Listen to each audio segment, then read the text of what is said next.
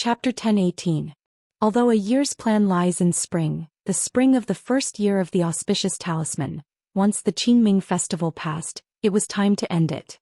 After the Guangling Path's West Chu ancient capital was trampled by the Su family's armored cavalry, it had already changed its name from Divine Phoenix City to the humiliating Lost Tripod City. Deep in the mountains on the outskirts of the city, there was a brick temple. The temple's name originated from a famous Buddhist saying. This caused the increasingly heated topic of meditation during the spring and autumn period to cool down. Because the abbot of the brick temple said that grinding bricks could not become a mirror, how could meditation become a Buddha? At dawn the birds were singing. The three of them walked on a tree-lined path. The old man was very old with white hair and snow-white eyebrows. He climbed the mountain with a bamboo cane. Stepping on the mountain path paved with cobblestones of different sizes, he staggered but didn't need anyone to support him. The green-robed monk was not young either. His hair was white, but his aura was especially elegant and otherworldly, forgetting the secular world at first sight. The woman was the youngest. Her appearance was stunning, not like a woman of the mortal world. Carrying a red sandalwood sword box, her steps were light. Probably because they were taking care of the old man, the three of them didn't speak when climbing the mountain. Entering the quiet ancient temple where there were no pilgrims, there was only the rustling of a young monk sweeping the floor with a broom. At the time of the Li dynasty's destruction of Buddhism, even the two Zen temples were sealed. Ma Brick Temple for the past 20 years didn't have many pilgrims, so it escaped the disaster. There were still some monks left who continued to hide in the mountains to pray. Seeing the three pilgrims, the young monk hurriedly put the broom under his armpit and bowed with his palms together. Especially when he caught a glimpse of the woman from the corner of his eyes, his bald head drooped even more, afraid of breaking the precepts and losing the heart of Bodhi. After returning the greeting, the old man led the monk and the woman to the 500 Arhats hall. It wasn't the golden-robed Arhats commonly seen in imposing temples, but painted wooden sculptures. What was even rarer was the 500 Arhats, each one vivid and lifelike. Some were sitting upright, some were listening, some were clasping their palms, and some were even glaring, beating gongs and drums, scratching their ears and cheeks. The old man led the two of them to a venerable one.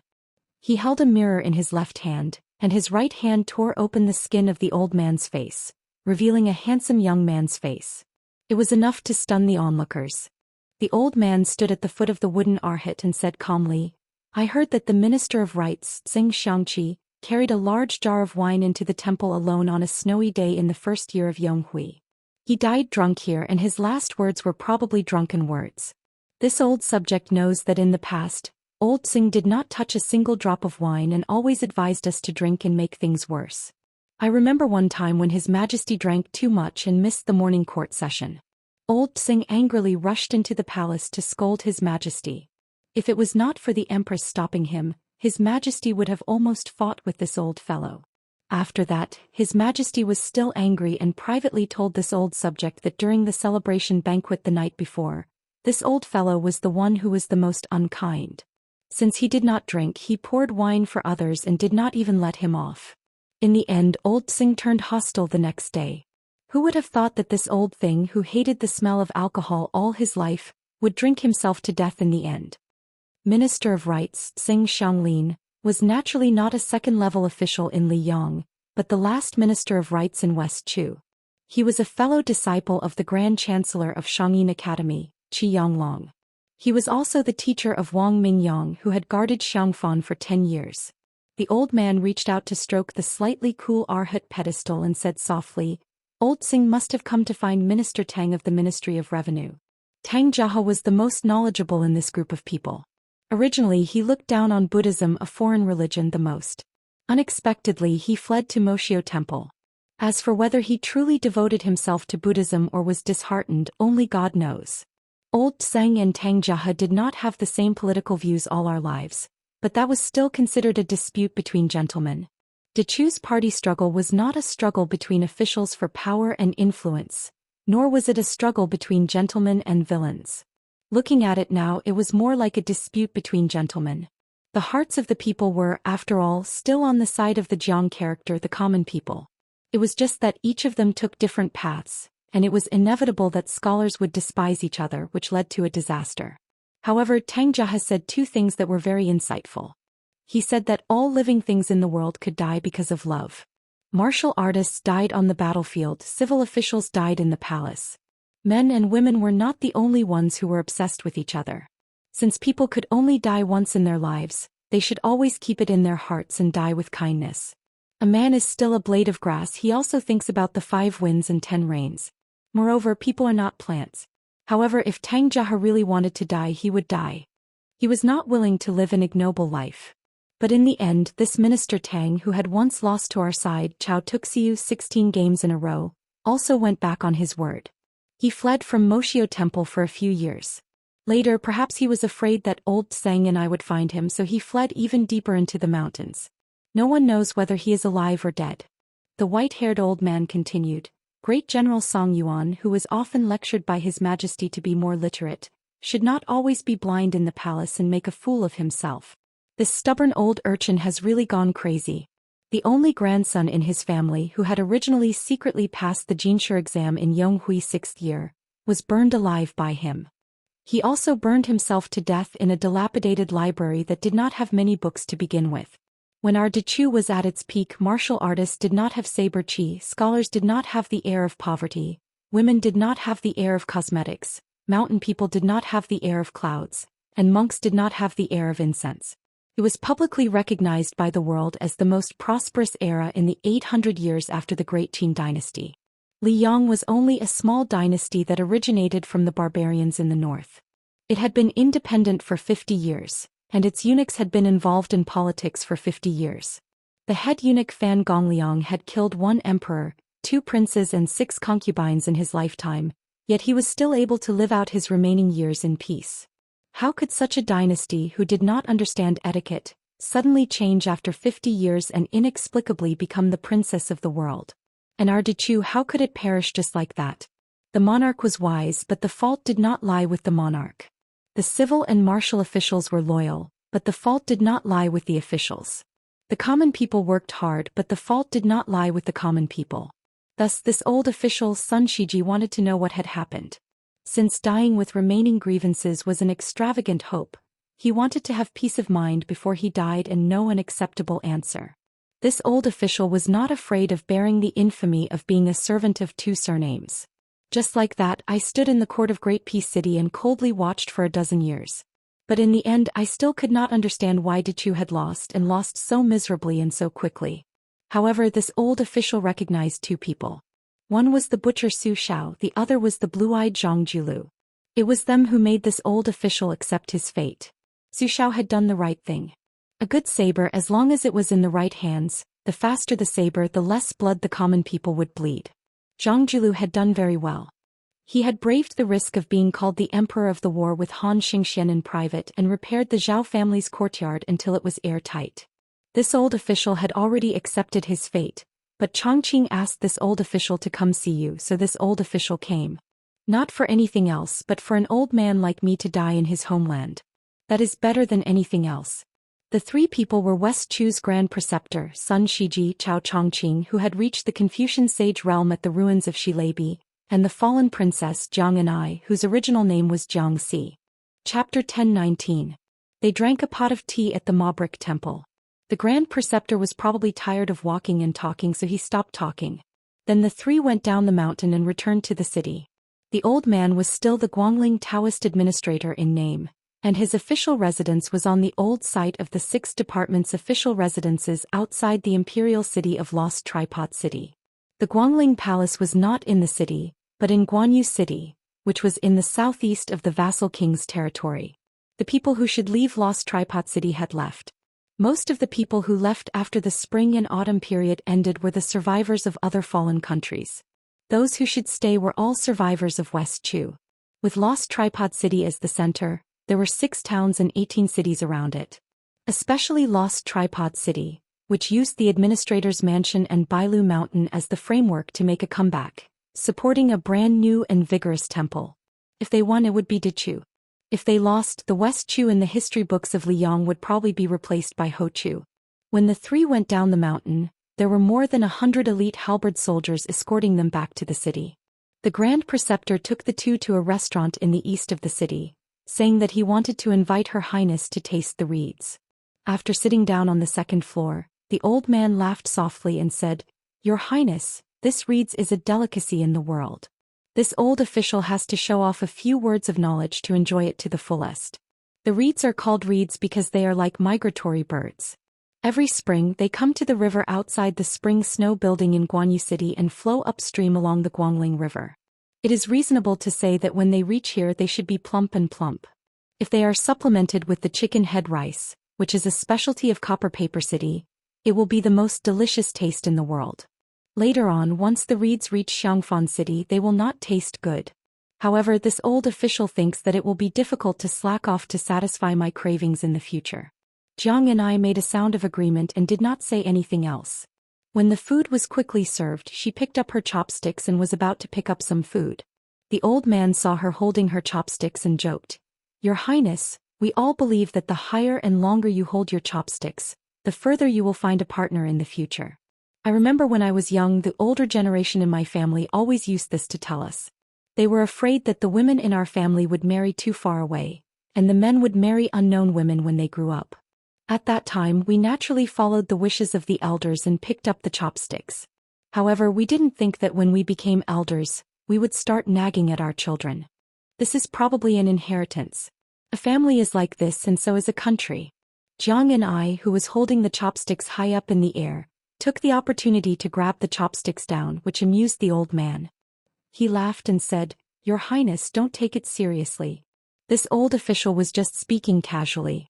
Actually, it's good for a woman to marry far away.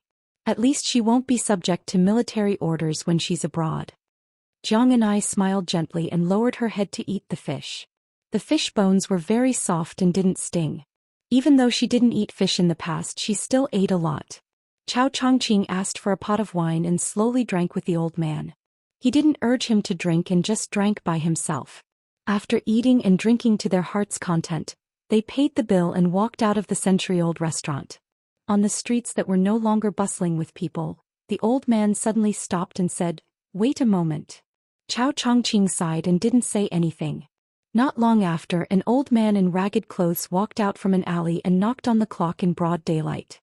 He shouted crazily, "Everyone is dead, everyone is dead. Open your eyes and look, there is no one alive in Dechu." The old man walked on the street and knocked on the clock while shouting. However, the passers-by on the street were obviously used to it and didn't even bother to laugh at him. They all turned a blind eye. The disheveled night watchman walked in front of the three people. When he saw them, he was stunned for a moment. He pointed the night watchman at Sun Shiji and laughed hoarsely, "Dead man." He then pointed at Chao Chongqing and chuckled, "Half-dead man not far from death." When he saw Jiang and I with the sword box on his back, the old crazy man's eyes were blank and then he started to cry. "Life? How is there a living person? Go hurry up and leave." The night watchman saw that the woman was unmoved and paused. He turned and ran away, continuing to knock on the clock and shout. Sun Shiji looked at the night watchman's back and said calmly, "Jiang Shuilang, once in charge of the Chongwen courtyard in Dechu, in charge of the 100 scholars of the 3 courtyards and the 600 editors of the Pavilion of Secrets, he went crazy just like that. The Liang Imperial Court and Prince Guangling Zhao Yi purposely didn't kill this old crazy man because they wanted all the foreigners in this city to see a joke." Sun Shiji walked towards the carriage and bowed. "Your Highness, you can let Chongqing take you to see that home. I still have matters to attend to." Home. Jiang Xi's home was, of course, that Dechu imperial palace that was at the peak of perfection that Great Peace City had to imitate. Then was it really Jiang Yi's home? Jiang and I followed behind Chao Chongqing and looked around blankly. When she left this place, she was still young and her memories were blurry. She had long forgotten what she was seeing. She vaguely knew why it was once hailed as the most glorious scene in the world. When the men and women in the palace saw them, they were filled with respect and hope. Chao Chongqing walked all the way to a pavilion in the northeast corner of the old imperial palace. After he sat down, the white-haired Confucian scholar sat there without saying a word. Chao Chongqing, born of the Dragon Carp County's Chao family, was fully deserving of the title of prodigy of that generation. His master was the imperial advisor Li Mi, whose wisdom reigned supreme in the world before Huang Sanjia. He studied chess for more than 10 years and eventually defeated Li Mi on the chessboard, becoming Dechu's chief chess player. He had once played chess with the emperor many times in this pavilion. This Chao Tuxiu had even made the most powerful officials in the palace take off their boots and pour wine for him. How could he not be the most proud genius of the Chao family and even de Chu? Chao Chongqing's eyes were warm as he looked outside the pavilion. Further northeast of the pavilion, when he was still young, he once saw a woman who was humming a folk song. She had a lively temperament that did not match the palace. When she first entered the palace, she saw him and saw that he was like a wooden goose. She even made a face at him. After that, she became an imperial concubine and then the empress. Chao Chongqing was still that outstanding chess player who was always subservient to the imperial advisor. In those days when the emperor and his subjects were harmonious in chess games, the emperor, whose chess skills were far inferior to the Chao family's, would always frown and stare at the chessboard. She stared at the emperor, and the young chess player, who was said by Li Mi to be in an invincible position because he had no desire to win or lose, would occasionally steal a few glances at her. When he lowered his head to play chess, he could always see her embroidered shoes that did not conform to the palace's etiquette. They were ordinary, but he could never forget them. He had forgotten them for so many years. Why could he still not forget them? Jiang and I said softly, "Uncle chess player, I know Grand Preceptor Sun's intention.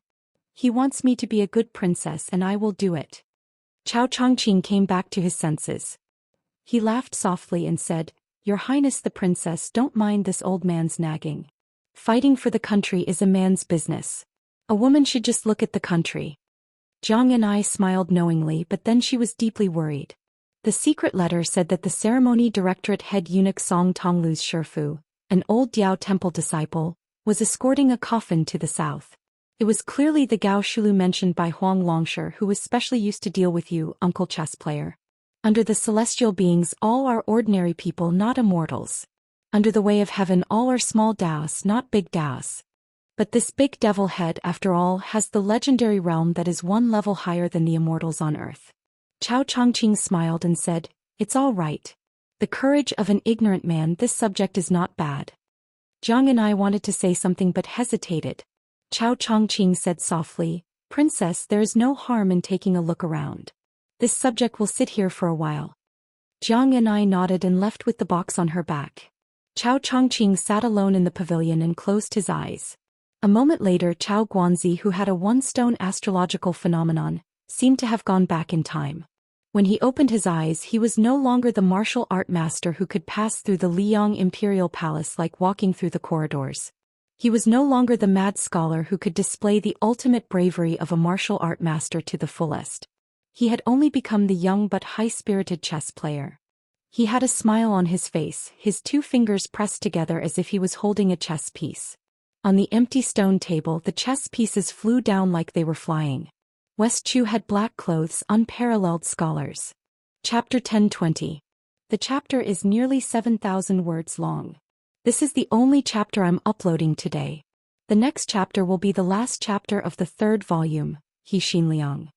The title of the fourth volume is still The Established, Together Vying for the Throne. There was no public declaration of war that stirred up the world, and no mobilization of troops by the monarch himself. The assistant minister of the Ministry of War, Lu Xingxiang's departure from the capital was strangely quiet. As he passed through the entire south of the capital, not a single local official saw Assistant Minister Lu's face. However, everyone was well aware that this did not mean that Lu Xingxiang's departure from the capital was a defeat in the court. Lu Xingxiang had first lost to Lu Baijie, who had also been an assistant minister, and lost the fight for the position of Minister of War. However, immediately after, he received an imperial edict to control the 3 provinces and 16 military towns south of the capital. Even Ngua's great general Yang Shenxing, a group of veteran generals with meritorious service, had to be controlled by him.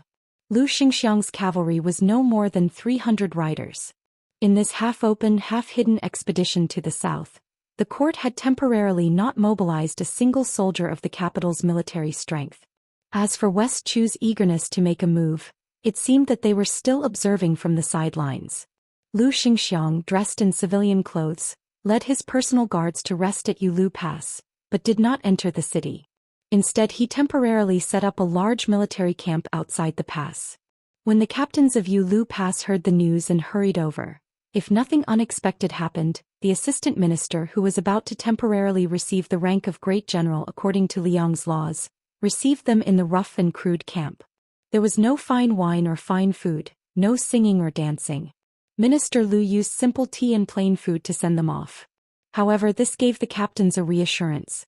Who didn't know that Lu Xingxiang, who came from the Guangling Spring Snow Building, was a smiling tiger.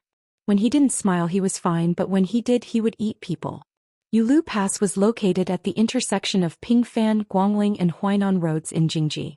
Although the captains of Yulu Pass had a higher rank and salary than ordinary Liang military officials, they used to be directly under the jurisdiction of Gu Lu of the Ministry of War. However, now that Gu Lu was in a precarious situation and only existed in name, Yulu Pass was like a guy who had lost his mother's milk. On the other hand, Lu Xingxiang had Guangling roads, his maternal family, to rely on. Secondly, he was a popular nobleman in the imperial court who no one dared to touch. Moreover, Lu Xingxiang did not rely on his family's meritorious service to enter the central government of the empire. More than that, he relied on his own outstanding military achievements during the spring and autumn period. Therefore, no matter how much courage Yulu Pass had, they would not dare to put on airs in front of Assistant Minister Lu. Lu Xingxiang personally saw the captains out of the military camp. Together with a young military general whom he regarded as his trusted aide, he stood in the empty space outside the camp. Together they watched the dust stirred up by the horses' hooves being blown away by the wind. Lu Xingxiang crouched down and grabbed a handful of soil, which had the smell of soil mixed with the smell of spring grass. He sniffed it and looked toward the south, not making a sound. Many people did not know that the dignified assistant minister of the Ministry of War was once a lousy scout. One time he was convicted of making a mistake in reporting military intelligence and was almost beheaded by his superiors. Lu Xingxiang pinched the dirt in his palm and said softly, "Being a scout is like learning how to swim. Once you learn how to swim, no matter how long you stay in the water, it will be very difficult for you to drown again. Guodonghan, you should be very clear about the strength of the Guangling Dao. All day long they claim that they want to compete with the Northern Liang and Yan imperial paths for the title of #1 in the world. In reality, other than the tens of thousands of soldiers under the Prince of Guangling, the rest are all useless. You can't blame the prince for embroidering a flowery pillow. It's just that the young ones haven't fought in 20 years. The old ones have retired from the army to enjoy life, while the young ones have squeezed into the army to enjoy life. How can they compete with the Northern Liang cavalry and Yan imperial infantry who are on standby every day?" The Spring Snow House racked their brains to get the latest weapons and the best armor from the imperial court. They even dared to snatch the horses that Gu Jiantang wanted. What I'm worried about now is not what the so-called knowledgeable people in the imperial court think.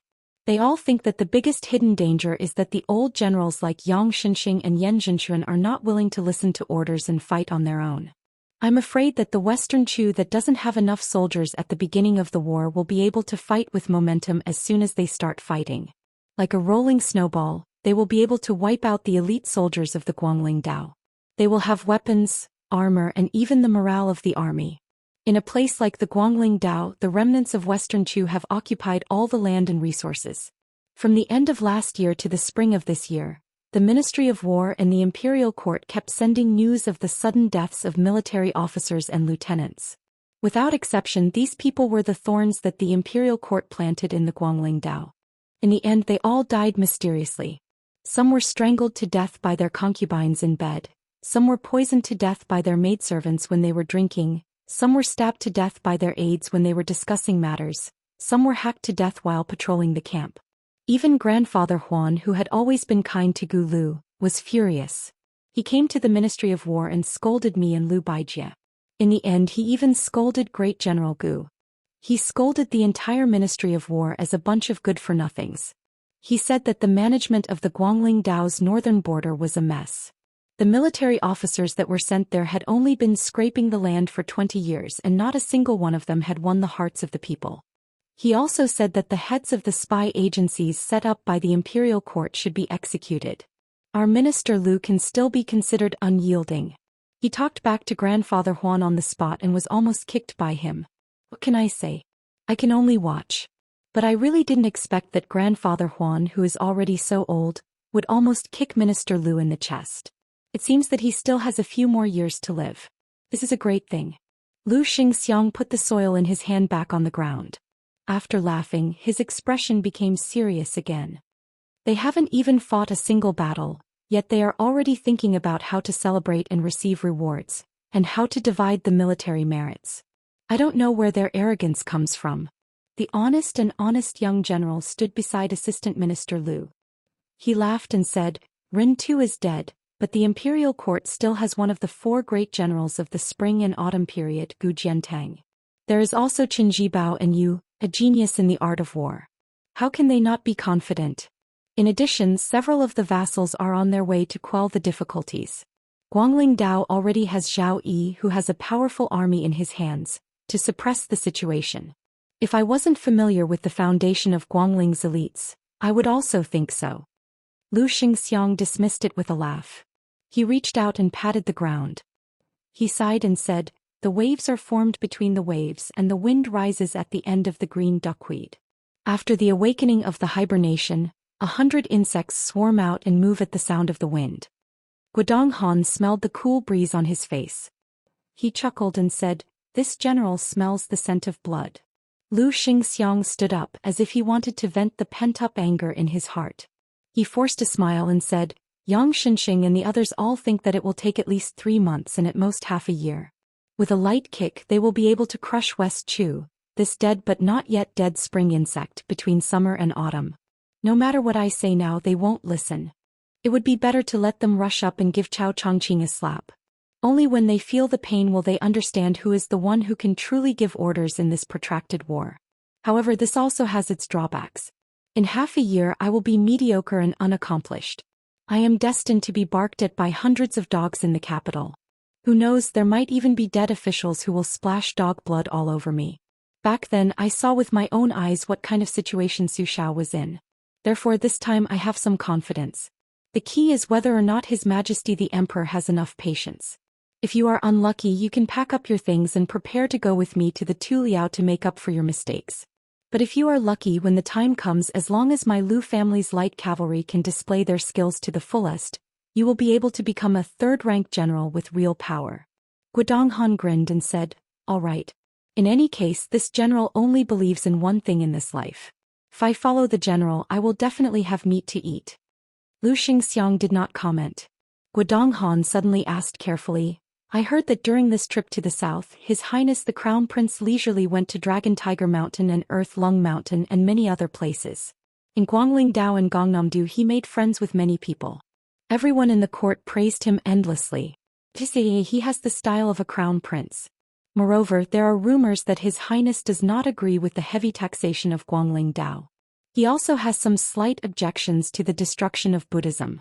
In private, the Imperial College says that His Highness already has the air of a benevolent ruler.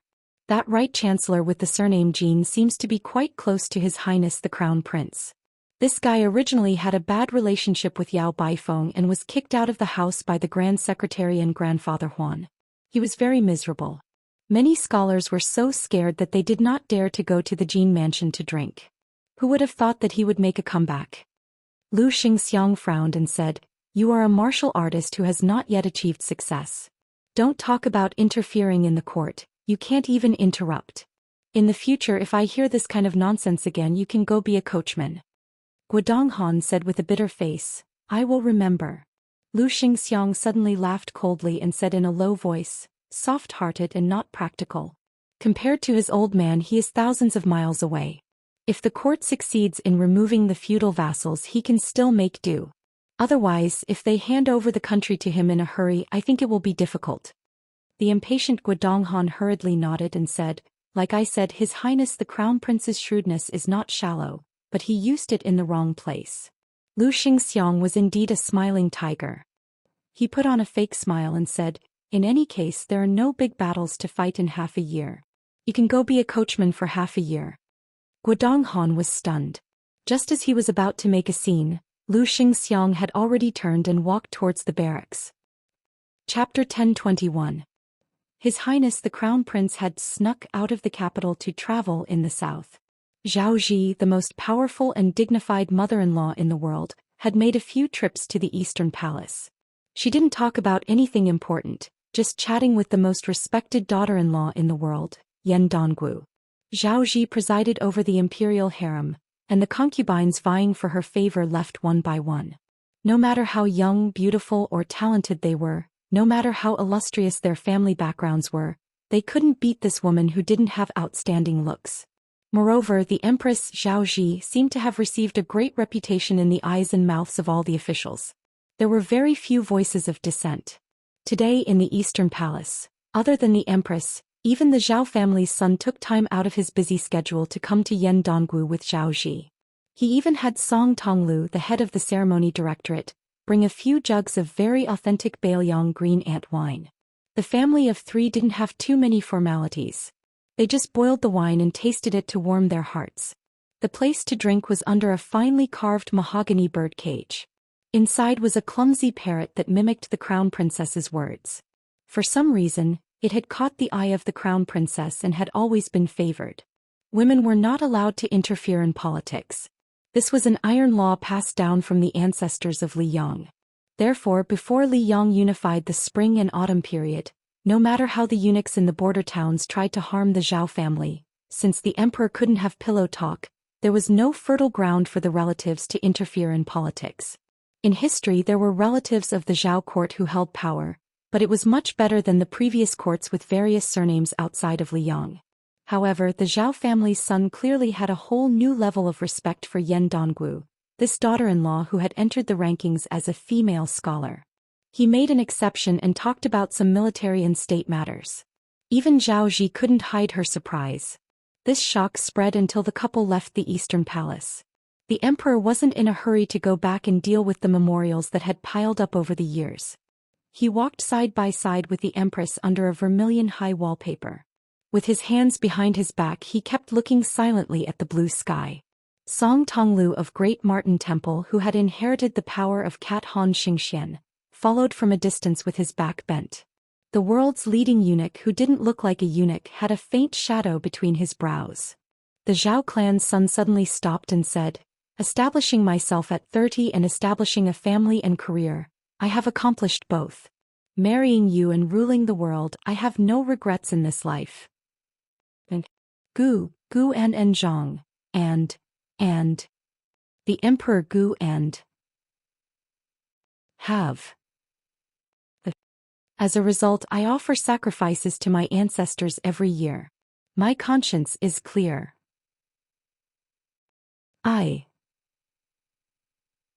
From beginning to end. The Zhao family's son. Chapter 1022. The emperor of the Zhao family reached out and brushed his palm across the cold wall.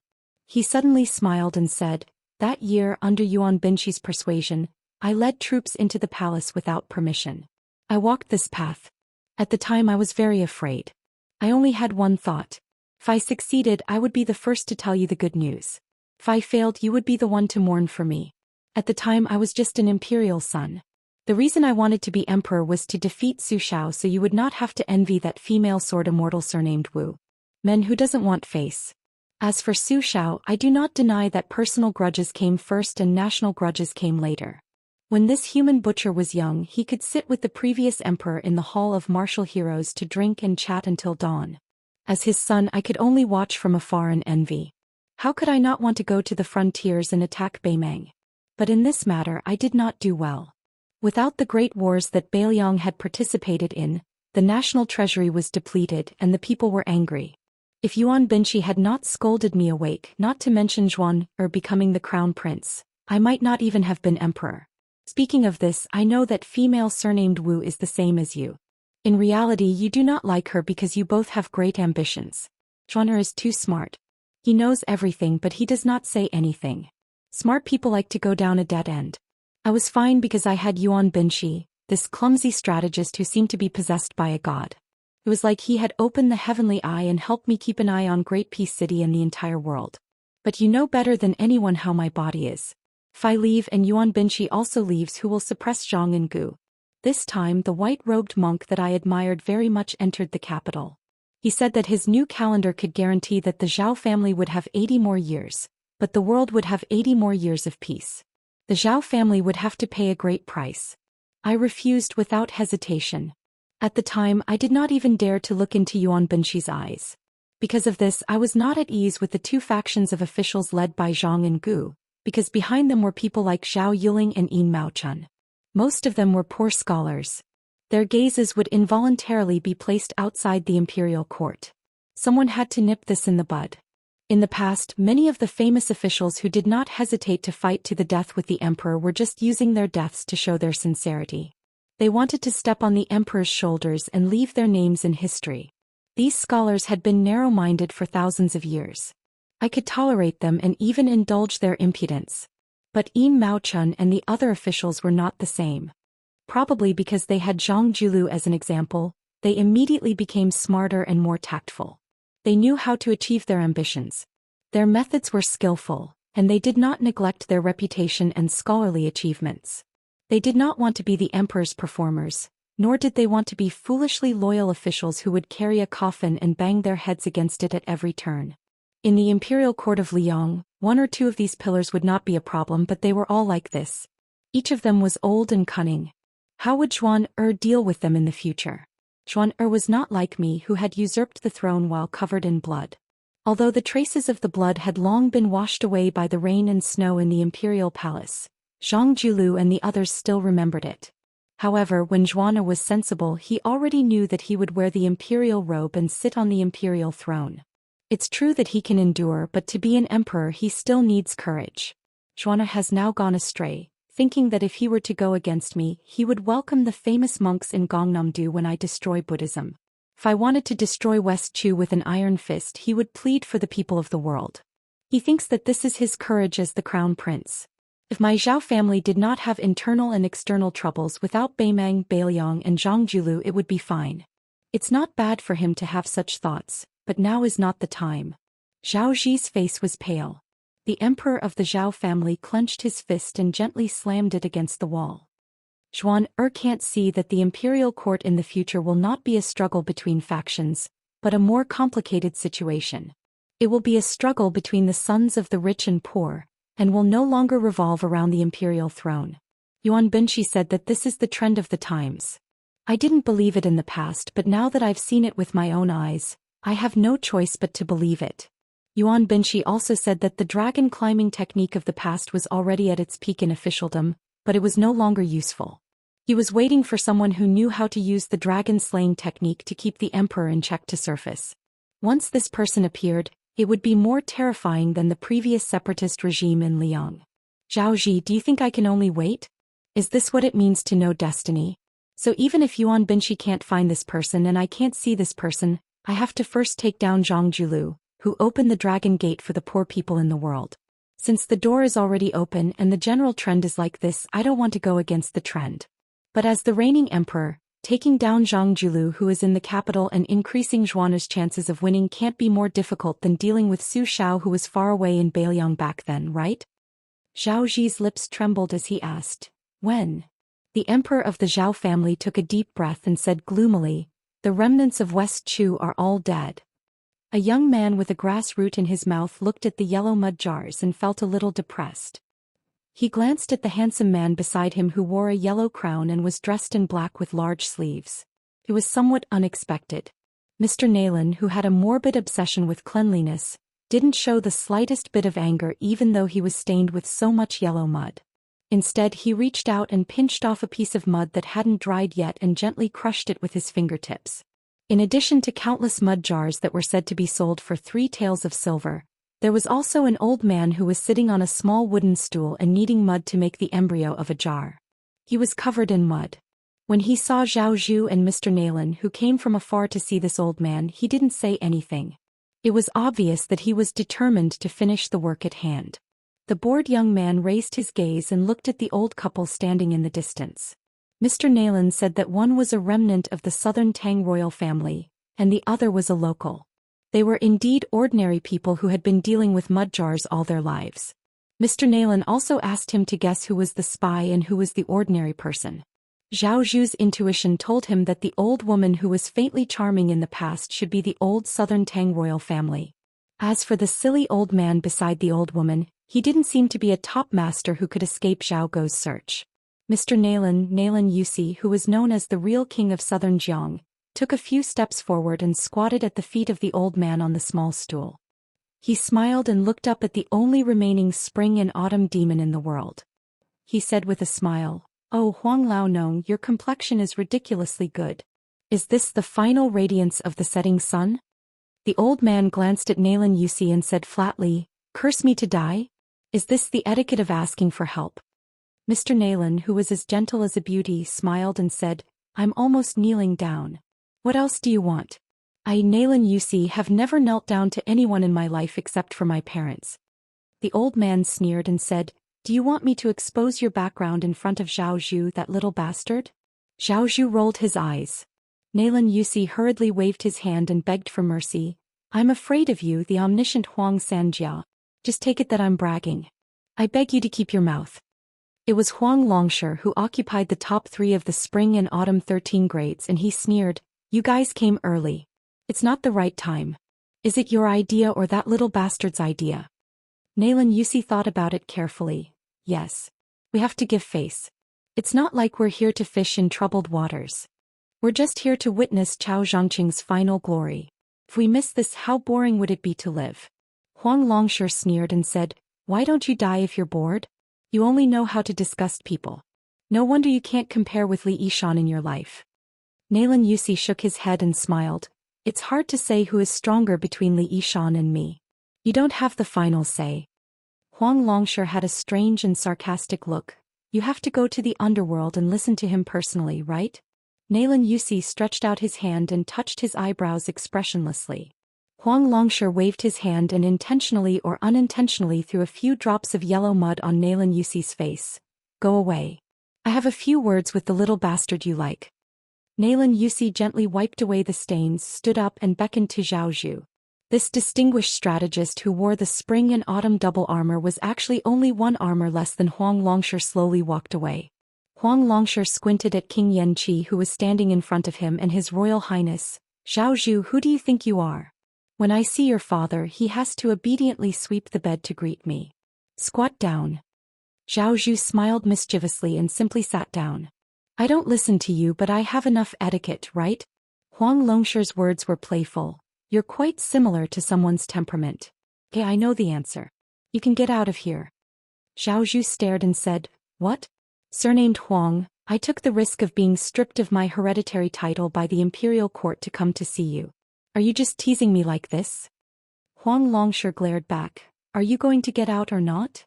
Zhao Zhu looked like he had eaten too much but couldn't shit. He stood up angrily.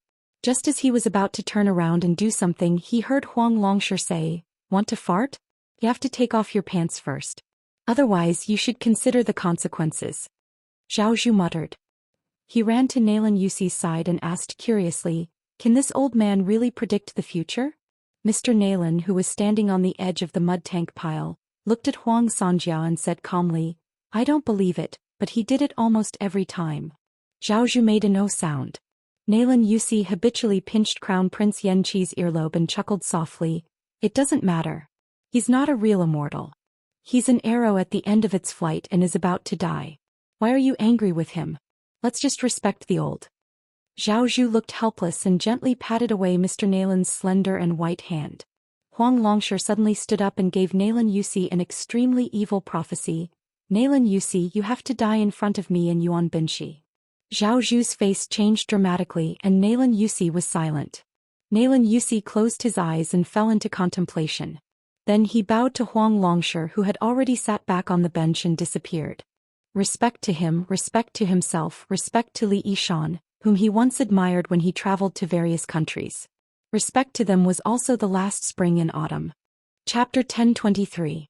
Insignia Mountains Dragon and Tiger Mountains Confrontation. If it wasn't for Martial Emperor City's slow-moving sword that took away a portion of the loot, these 2 mountains would have attracted the attention of the entire pugilistic world for the past half a year. First, Insignia Mountain's purple dress slaughtered everyone on the Spring God Lake, becoming the only female pugilistic world alliance master in the past few hundred years. However, after that, Insignia Mountain's Black Bull Descends snow plateau was demolished and rebuilt. Looking at the mountain peak from afar, one could see the magnificent skeleton of that building. Then the father and son of Mount Longhu ascended together, shocking the world. Then it was said that Zhang Yida, the 82nd generation grandson of the Saint of Zhang, the current generation Duke Yanxing, personally inscribed the plaque of Mount Hui. Some said that it was the imperial court that allowed the Duke Yanxing to come. Unfortunately, Mount Hui was closed for half a year, so outsiders couldn't see the majestic scene of the tall building. After the Qingming festival, Mount Hui was no longer closed. People of Jianghu who had fame and reputation flocked into the mountain to see the face of the world's tallest building. Mount Hui was unprecedentedly grand. Heroes gathered to build momentum for the young woman. Visitors who came down the mountain all praised the nameless building's imperial aura, 18 stories reaching into the clouds. When it was cloudy, climbing to the top was like falling into the sea of clouds. This building was at the top of a giant rock, glazed with golden tiles, red lacquered sandalwood pillars and white jade railings. It was enough to overshadow the many halls of the martial palace of Great Peace City. As a result, people followed the crowd and spread rumors. Especially, there were two things that stimulated Jianghu the most. One was a woman, a beautiful woman. The other was a master, a top master. It just so happened that Xianyuan Qingfeng possessed both of the purple robes of Mount Huishan. Those young talents at the foot of the mountain, who were as numerous as carps crossing the river, could easily imagine a peerless beauty in a purple robe who was a celestial phenomenon cultivator, standing at the peak of the world and overlooking the world. Moreover, she was still single. Did this mean that they had a chance to be her subordinates? Men of Jianghu flocked into the mountain like crazy, and some beautiful women were no exception. They wanted to see with their own eyes whether the woman was really as proud and charming as the rumors said. However, many people only knew that Mount Hui was divided into two mountains after they went up the mountain, with the memorial arch under the snow plateau as the boundary. It was even more wishful to want to see the Wulin leader. However, Mount Hui was adjacent to Mount Longhu, the ancestral court of Taoism, and it was also beautiful. Heroes gathered on the mountain from all sides, so no one felt disappointed. In this gloomy twilight, the mist on Mount Hui was thick. A group of people climbed up the stairs. After the Xianyuan family of Mount Hui encountered the heavenly thunder tribulation on the snow plateau, Xianyuan Qingfeng turned the tide and single-handedly raised the prestige of Mount Hui to the peak. The Xianyuan descendants also put on airs. Regardless of whether they were high-ranking officials or heroes of Jianghu, they never welcomed or sent off guests on the mountain. They put on an attitude of whether they wanted to come or not. This group of people was not too eye-catching in the weaving of tourists. 5 or 6 people were escorting a handsome young master in luxurious clothes and jade belt at the front. 2 of them were of slightly higher status and they followed closely behind him on the left and right. One of them was a quiet scholar, and the other was an exquisite old man. From the details of their clothing to their expressions, they all had a feminine air of nobility. The last 3 people who kept a distance behind him had sabers at their waists, but they were wrapped in satin. The leading young master stopped and looked back at the vast river at the foot of the mountain. He took a light breath and waved his hand. The old man had a tacit understanding and hurriedly took a few steps back. The rest of the retainers tacitly formed a fan-shaped formation. Only the scholar in his 30s took a few steps forward, but he still did not dare to stand shoulder to shoulder with the young master. The young master smiled and did not deliberately let the scholar walk to his side. He reached out and pinched a bright red jade pendant hanging on his waist. He smiled gently and said, "Last year was the triennial Beijing survey year. Zhao Yiling and Yin Maochun were the main and assistant respectively. Their reputations were so great that no one paid attention to you, a servant who was assisting them from the side. But this year is the 6-year survey year. The world is paying attention." Zhao Yiling ran to preside over the imperial examination because he was the main official of the Ministry of Personnel. When he left this year, he made room for you. As the newly appointed physician of the Meritorious Service Department, you will most likely be pushed out by our Crown Prince Yin to be the villain. Generally speaking, the Beijing survey year is a time for everyone to chat and drink tea peacefully. It is rare for a high official to fall from his horse. The survey year is different for all the low-level officials, including the prefectural governors. It would be inexcusable if they did not take down 7 or 8 prefectural governors. Do you understand? The scholar replied respectfully and reverently, "When the cart reaches the mountain, it will find a way." The handsome young master who kept calling out Zhao Yuling and Yin Maochun glanced at the mountain path beneath his feet and nodded with a smile. He said, "These words have a double meaning and are appropriate for the occasion. No wonder father always looked at you differently." Around 30 years old, other than those young and successful crafting geniuses, most scholars, even if they had profound knowledge, were still hoping to successfully pass the metropolitan examination and obtain the right to enter the court examination. This scholar, who had the title of Physician of the Meritorious Service Department, did not make a sound.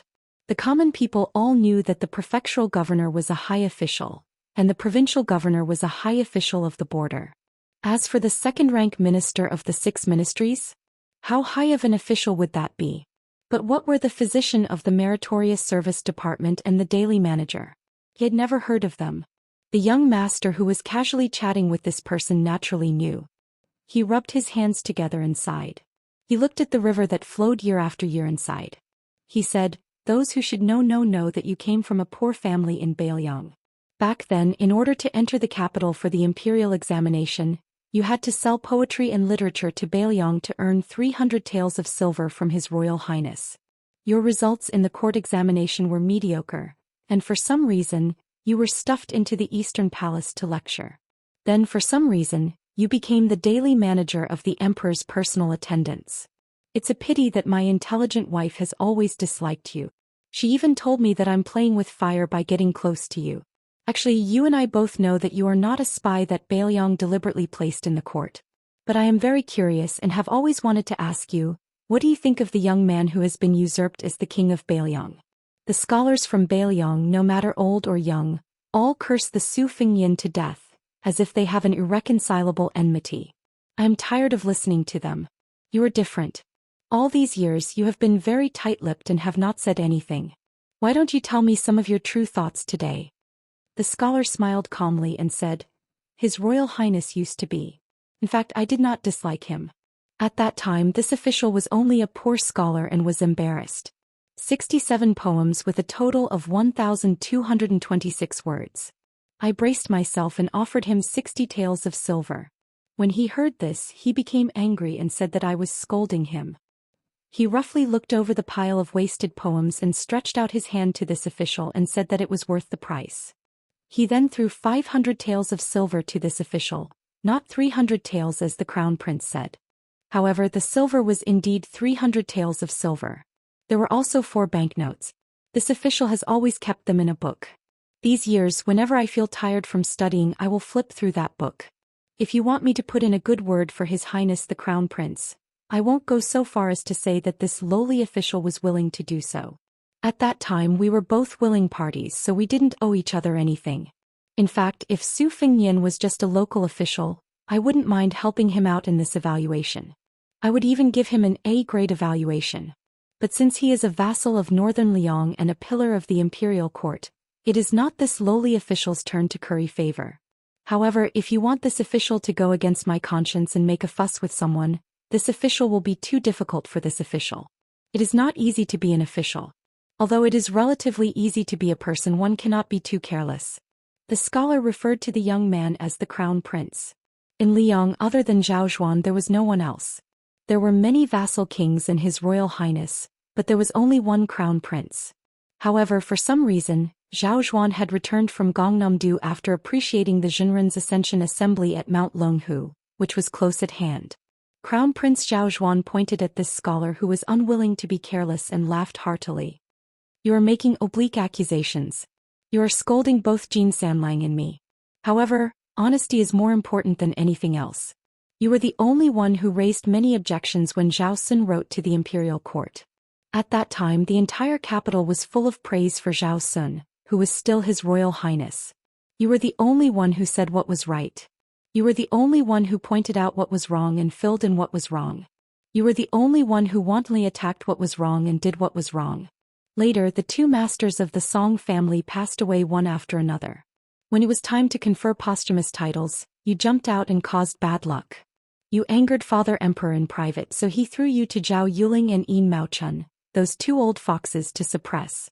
Otherwise, you would have long been in charge of half of the Hanlin Academy. The scholar said bitterly, "How could I not know your highness' intentions? However, I have the intention of being a lonely official. After this trip to the south I can forget about it. Zhou Xian smiled slyly. He pulled off the priceless jade pendant from his waist and stuffed it into the scholar's hand. I just praised you for being honest and you already revealed your foxtail, didn't you?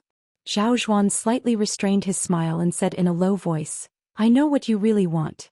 You want to lead troops on the battlefield and scholars to be conferred the title of Marquis. As long as you are willing to wait with me, I, Zhou Xian, will definitely not disappoint you. The scholar froze on the spot, not knowing what to do. Zhou Xian acted as if nothing had happened. He turned around and continued to climb the mountain. He smiled and said to himself, Last time I didn't see the woman in purple with the surname Xianyuan. I was really worried. This time I shamelessly helped her get a plaque with the inscription of Yanqing Duke. I also helped her block the crazy impeachment of the Jianzhou imperial censor. You should give me some face, right? Chapter 1024. Outside the archway, Zhao Zhu and his entourage from the old Martin temple were stopped without any suspense. Pretending to be a relative of the governor of Jianzhou was completely useless. The great eunuch, who was well versed in martial arts, was furious and was about to kill him. Zhao Xian stopped him with a smile and said that he was the favorite student of Yan Jieshi, the grand secretary of the palace hall. He was still rolled his eyes, but Zhao Xian was still not angry. He shamelessly said that he was a descendant of the Zhao family in the capital and that he was good friends with the son of the northern Yue minister, the prince of Qingqing and Jin Lanting. There were 4 Zhao families in the capital. The Zhao family of the emperor was naturally the first in the world. Next was the family of the Minister of Personnel Zhao Yuling, and the great general Zhao Qing, who had the same qualifications as Yang Shenxing.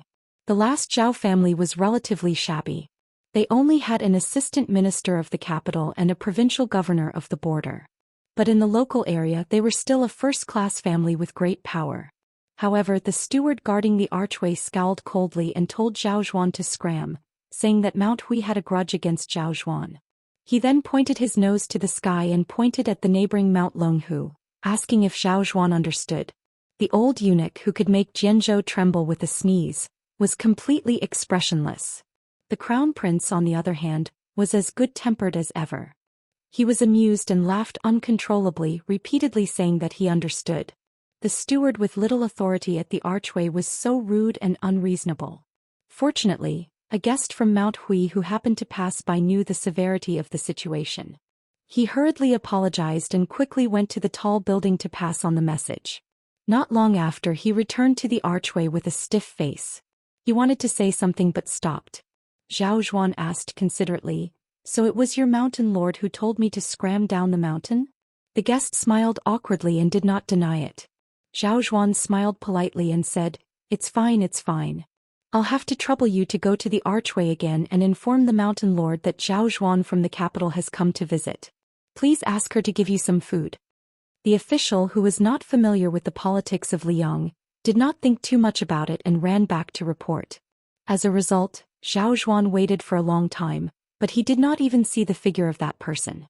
The old Martin temple said gloomily, Your Highness, everyone in Mount Hui deserves to die. Zhao Xuan waved his hand and said with a smile, It seems that we can only use the plan of breaking through the mountain. Otherwise we probably won't be able to see that woman. At this moment, Zhao Xuan abruptly raised his head and gazed into the distance at the peak of the snowfield. On top of a tall building he could vaguely make out a figure in purple robes. The figure was facing the torrential river with his hands behind his back. Zhao Xuan thought for a moment and murmured, This scene is worth it. The scholar asked with a smile, Are we going down the mountain now? Zhao Xuan turned and said, Let's go down the mountain. On the top floor of Xueping Mountain, the woman who had parted ways with Bailiang had become more and more powerful after successfully ascending to the celestial state. She stood until the last ray of afterglow in the west faded away. After sitting on the ground, she lowered her head and tied a knot on the hem of her dress. She probably felt that the knot did not look good, so she untied it and untied it again and again. She suddenly stopped what she was doing and turned her head to look towards the northwest. He felt like drinking. The land of refugees was indeed not easy to deal with. It did not give Bailiang any peace of mind. The large group of horse gang who had declared themselves king outside the 3 cities simply tore off the cloth of shame and rose up in revolt. Even though they knew that the 30,000 Longxiang army had formed an encirclement, they did not hesitate to fight like trapped beasts. They bypassed Linyao ancient military town and directly charged towards Qingtsang. However, the dragon elephant cavalry had pulled the battle line too far apart. These 20,000 horse gang could not be considered to be throwing eggs at a rock in a short period of time. In fact, in terms of military strength, Qingtsang, which had just been included in Bailiang's territory, had less than 8,000 people. Perhaps the only advantage they had was that city. Qin Shiliang stubbornly held on to his opinion and took command of Qingtsang. The desperate actions of the horse gang were within Wu Tong'an's calculations.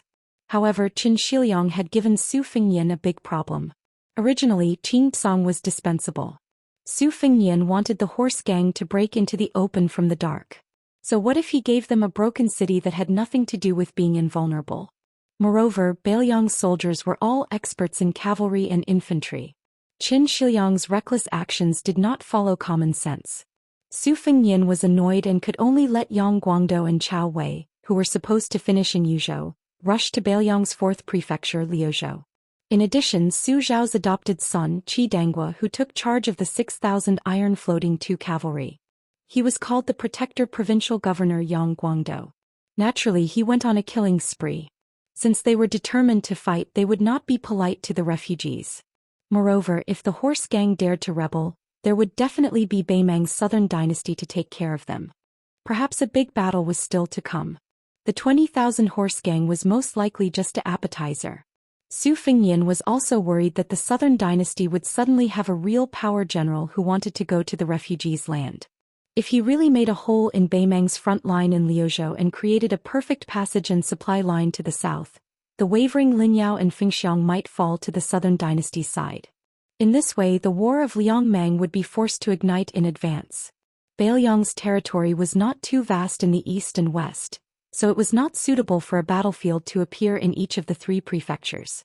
Su Fengyan was not afraid of Beimang's iron hooves coming south, but he did not want to hear the sounds of barbarians who liked to shout when charging so early. After Yang and Chao left, Su Fengyan was left with the coachman Su Yanbing. They had already entered the hinterland of Yuzhou. Su Fengyan bent down and walked out of the carriage to take a breath. Sitting beside Su Yanbing, he said self-mockingly, "It seems that the old men of the southern dynasty who want to return to their hometown to worship their ancestors can no longer sit still. They are probably stimulated by the West Chu's revival.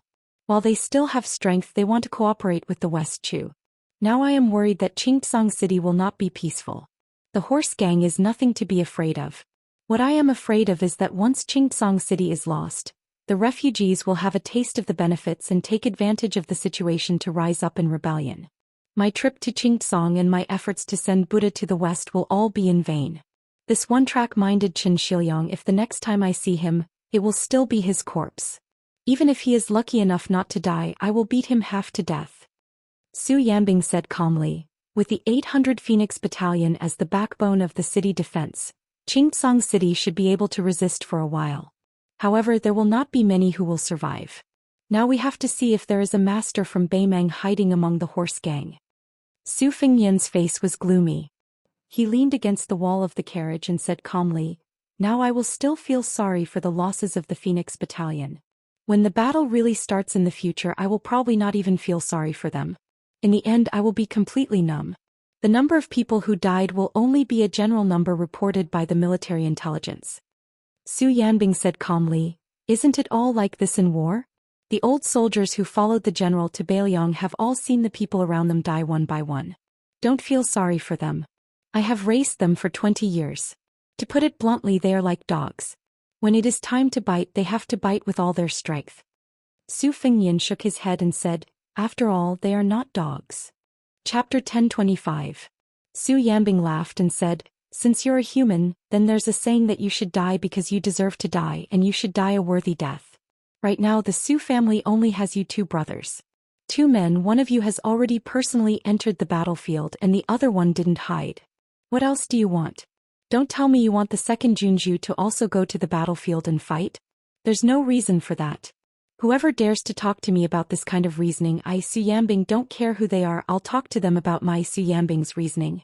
My reasoning is that I'll use an iron spear and you can use whatever you want."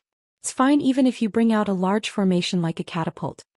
Su Yanbing, this old-fashioned man, said something very funny, but Su Fengnian, who was already in dire straits, couldn't bring himself to laugh. Once there was an unforeseen event in the land of refugees, Bailiang's plans would be completely disrupted. Although it seemed like he still had the initiative in his hands, his intuition told him that a certain fat man with a big appetite in Beimang would very likely interfere. The key point was that this kick didn't need to be too forceful, because even Bailiang would feel very uncomfortable. This kind of innate restriction wasn't something that could be resisted by human strength. They could only take one step at a time. Adding fuel to the fire was the fact that misfortune didn't come singly in Mount Qingliang. For example, after Guangling's spring snow buildings Wutong'an lost the green ants and white wine, 2 second-class maids took the initiative to resign from Wutong'an.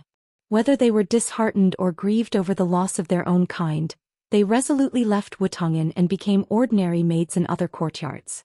Fortunately, Lu Qingyan, who had experienced hardships during her trip to Mount Qingliang, resolutely entered Wutong'an to fill in the gap. Only then did the operation of Wutong'an not be interrupted. As for the elders of the Lu family behind her and the children of the Lu family around her, they were obviously not acclimatized to the new environment. They were unable to quickly integrate into Bailiang's officialdom with their status as relatives. One of Lu Qingyan's cousins, who had only been ridiculed by a child of Liangzhou, dragged the elders of the family to the brink of death and almost ran to Mount Qingliang to complain. In Mount Qingzhou, the new head of the Lu family, Lu Dongjiang, who had received the bamboo lantern from Lu Feiqi of Shangzhou State, couldn't make a prompt decision either.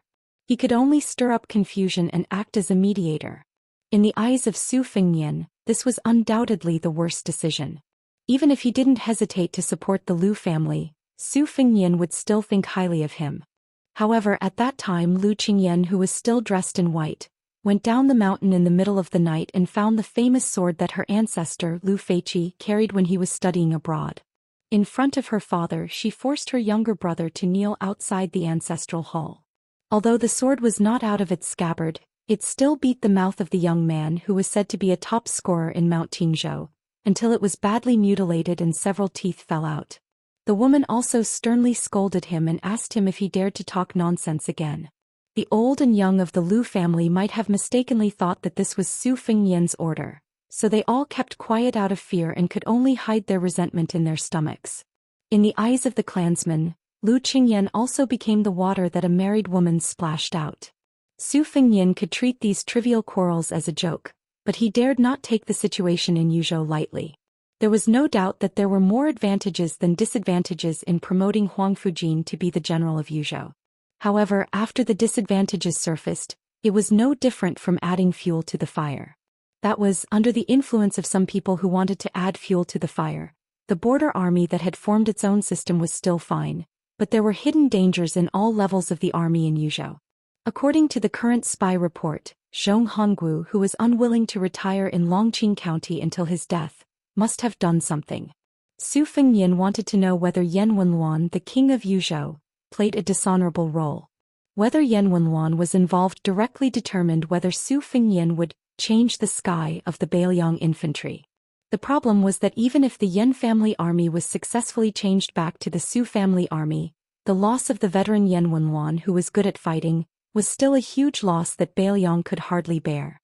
Even if great ancestor Gu, the first famous general of the old southern Tang, could replace Yan Wenluan, it was undeniable that Bailiang needed Yan Wenluan to stabilize the morale of the border army, and more importantly, they needed this old man's loyalty to defend Yuzhou. But was this possible? Yan Wenluan had been an important member of Yang Kai, Zhao Chongling's faction back then. He had hoped that Su Shao would establish himself as the emperor, so that they could take advantage of the situation and become the country's founding heroes. Su Fengnian knew better than anyone else about Yuzhou. A large group of Bailiang elites, including Yan Wenluan, had been thrown into the cold palace by Su Shao. For example, Yan Wenluan had been transferred from his familiar cavalry army to an unfamiliar infantry army. There was also the uncle that Su Fengnian had gone to Beimang to find back then. That turmoil was a watershed. From then on, Zhao Chongling and Yin Kai Li Yishan, who had been on good terms with each other, started to become strangers. The cavalry and infantry armies in the Bailiang army became more and more distinct as time passed. However, Zhao Chongling had died 30 miles from the imperial city of Shishu. Without this Yang Kai presiding over the situation, Beiliang did not devolve into the worst situation where the infantry and cavalry were like fire and water. Mountains were hard to rule. This had been the case since ancient times, especially those military leaders who had blades in their hands.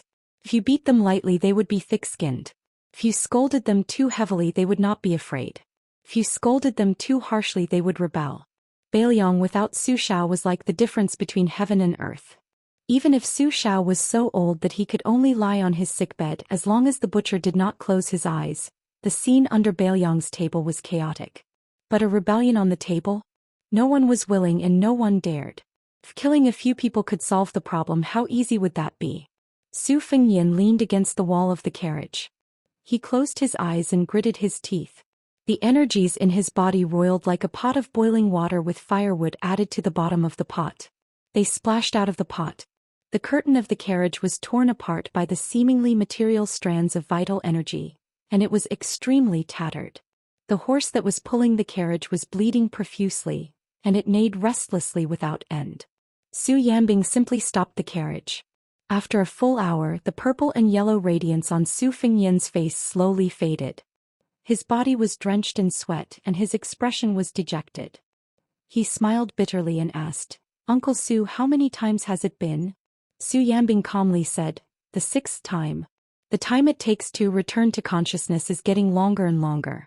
There are still 3 times left and it will only be more dangerous. I may not be able to endure it. Originally, the hidden problems brought about by this false realm could be ignored. Even if I entered the Xian Finger realm, it wouldn't matter. But after I received Master Lu Hao's purple thunder and Yuan Qingshan's steamed buns, it became a great blessing and a curse." Su Fengyan smiled. "I hope I can drag it out until the 9th return to consciousness. At that time, the last pouch that Qin Shiliang accidentally found in the pavilion will have meaning." Su Yanbing nodded and sighed. This may be the last time Li Yishan and Zhao Chongling will work together to set up a trap. Su Fengyan exhaled a mouthful of turbid air with difficulty. His qigong deviation was probably unprecedented. It originated from 3 consecutive false realms. Twice, with the help of the nascent soul, he successively entered the mysterious finger celestial phenomenon.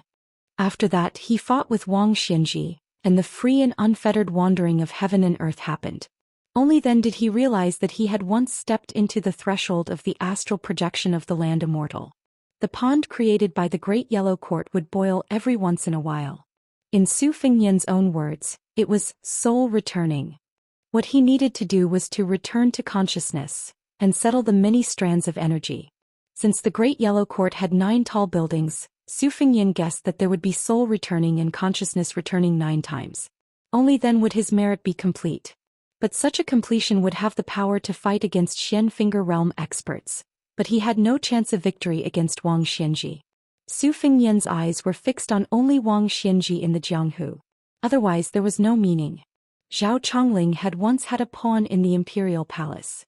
When Su Fengyan had abandoned his blade at a young age, Li Yishan had taken over Zhao Chongling's broken pawn and continued to set up. There was only one target. The carefree person who had killed all the top experts in the world 400 years ago. Gao Shulu. Chapter 1026. In the Liang imperial court full of virtuous people, a huge uproar was raised. It came so quickly and violently that all of the palace grand secretaries and the 6 ministries' assistant ministers were stupefied. Even though the current dynasty's grand secretary Zhang Julu had already made his decision, he still insisted on transferring Gu Jiantang, who was in charge of the military and political affairs of the northern region. He wanted to move this empire's sharpest famous blade to West Chu's neck and cut the Gordian knot with a swift knife, and not the previously agreed upon northern pass. If it was only this, no one in the imperial court would dare to raise their voice to question it. These past few years, although Zhang Julu had slackened her control over the 5 ministries outside of the Ministry of War, she had always firmly grasped the channels of remonstrance and opinion in her hands. Therefore, even without the Grand Secretary personally making a move, these imperial censors who followed Zhang Julu's lead would be able to bite anyone to death. Fortunately, Grand Secretary Zhang Julu had never deliberately targeted anyone, but as long as Zhang Julu held this chess piece, even if he never made a move, no one in the imperial court would dare to act unbridled. Unfortunately, at the end of the spring of the first year of Xiangfu, even though the channels of remonstrance were in Zhang Julu's hands, even though he had been unmatched in the imperial court for more than 10 years, the Grand Secretary finally welcomed his first defeat. There was no other reason because this time his opponent was Tantanon as well as the ministers behind Old Master Huan. There was the head of the Six Ministries Ministry of Personnel's chief official Zhao Yuling, the publicly recognized Prime Minister Yin Maochun, and even the newly appointed Minister of Rights Yuan Gua. There was also the great General Zhao Kuang who had yet to receive the order to attack West Chu, a large group of senior military officers led by great General Zhao Kuang, as well as the imperial family's collateral relatives who had been suppressed by the green-eyed girl for more than 10 years. What was strange was that these people indeed didn't have any prior agreement. After Huan Wen clearly pointed the spearhead at the Grand Secretary, they sent out memorials one after another, all of them believing that the Northern Gu Southern Use strategy was too rash, that a dying West Chu was far from enough to be mentioned on equal terms with Beimang's millions of soldiers. That day's court assembly, the undercurrents surged violently. Other than the Minister of Revenue Wang Xiongui who stood by his teacher's side without any suspense, almost everyone else chose to remain timid and silent, not daring to get involved in this most treacherous battle between immortals since the first year of Eternal Hui. The reason it was almost everyone was because other than Wang Xiongui, there was also Jean Lanting who had recently been flushed with success, who unexpectedly followed Wang Xiongui and spoke out on Grand Secretary Zhang's behalf. Those who were observant all saw that after the court assembly was withdrawn, Tantanon's gaze didn't stray, directly brushing past the Grand Secretary. Wang Xiongui, who was in a daze, followed behind the Eternal Hui seat master with an indifferent expression. On the contrary, it was Jean Wright Chancellor who had never taken the initiative to get close to the Grand Secretary, who walked with firm footsteps at Zhang Julu's side. Today's fluctuating court situation left the onlookers unable to take in all of it, yet they were also baffled. When the court assembly was withdrawn, they unexpectedly only heard the sound of pearls and jade being struck, not a single word of loud discussion or whispering. This was a strange scene rarely seen in the past 20 years of Liang's court assembly. Zhang Julu slowly walked down the white jade steps. He didn't look at the young Right Chancellor at his side whose brows were tightly furrowed, quietly saying with a laugh, "Jean, third young master, this time I'm afraid you've made the wrong bet." The bearded and ambitious Jean Lanting shook his head and said, "Junior didn't make a risky bet, purposely becoming the enemy of the entire court's civil and military officials, borrowing this opportunity to curry favor with Grand Secretary Sir. It's just that a real man has to do something, that's all." Zhang Julu smiled, slowed down his footsteps and went straight to the point.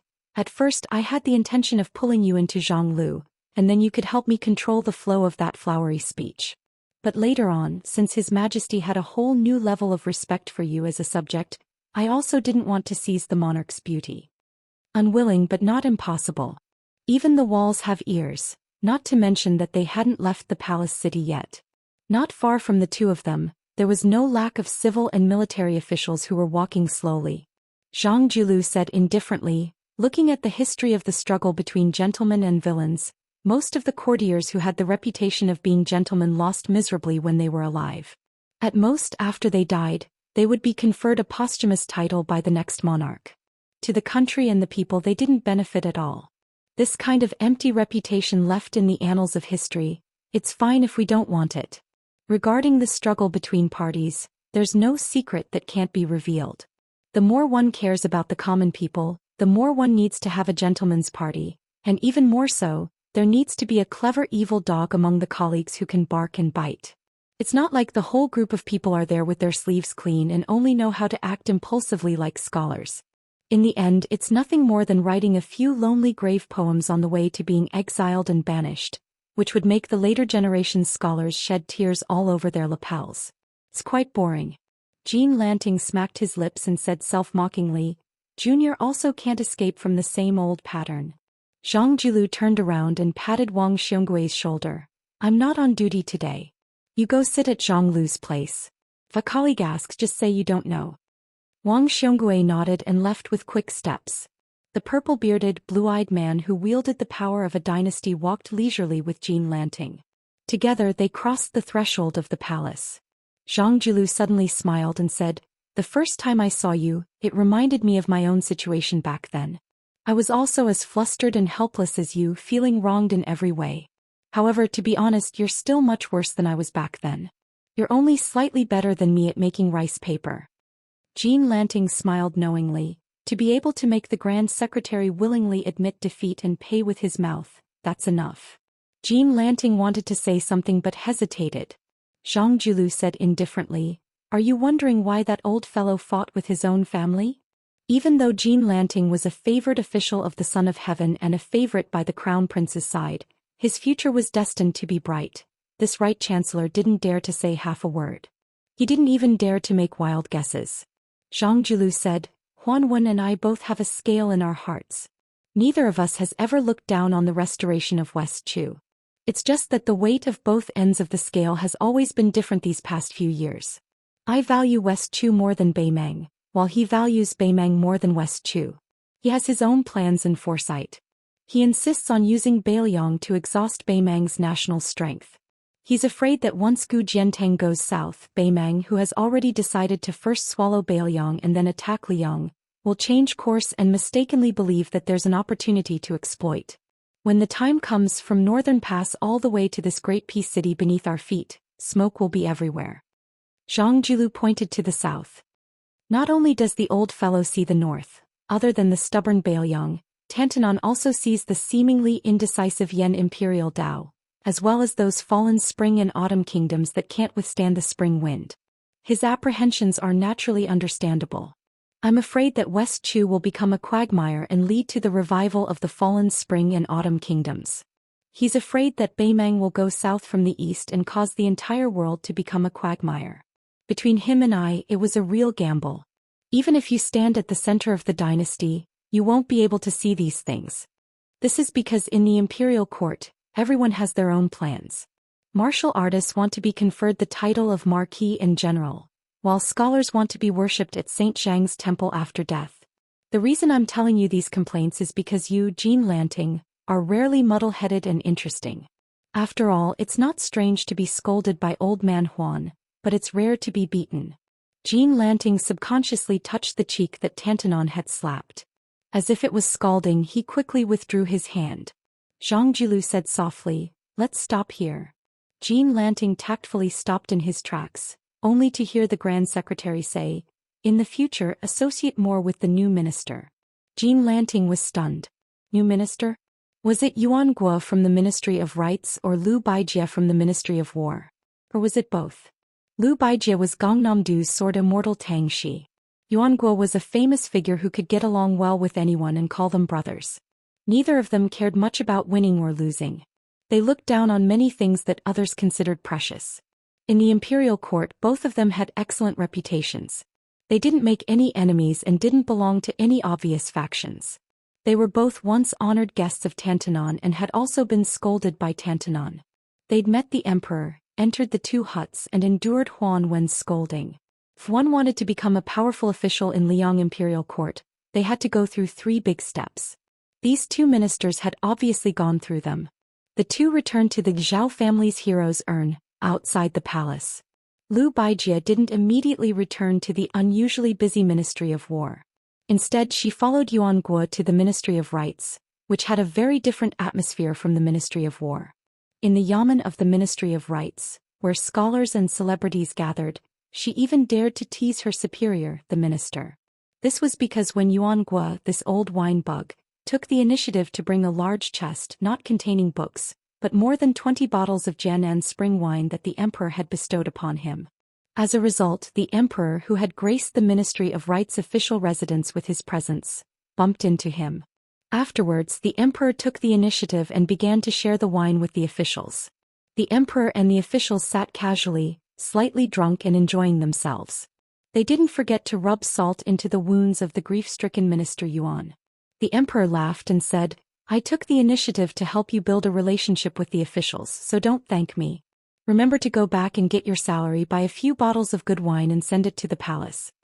Now, everyone in the Ministry of Rights began to count on their fingers when they would receive their salary.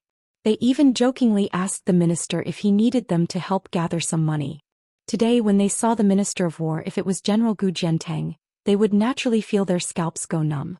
If it was Qin Jibao, they would retreat. However, since it was the elegant Tang Shi Sword Immortal, they all smiled and invited Minister Yuan to sit for a while.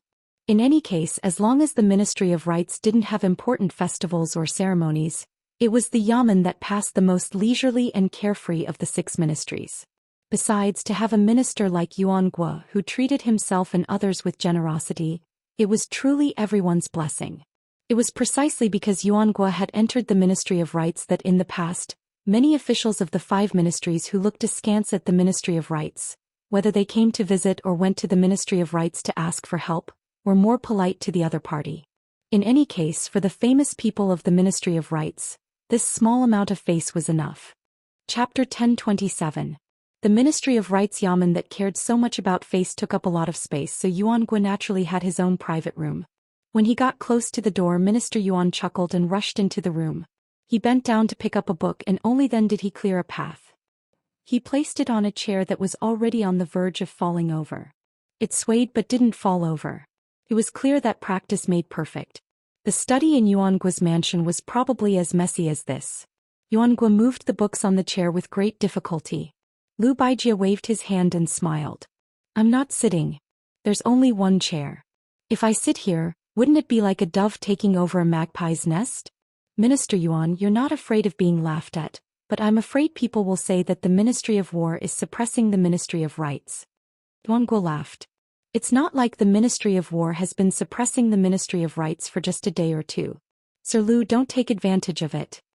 Lu Baijie said straightforwardly, "Don't give me that.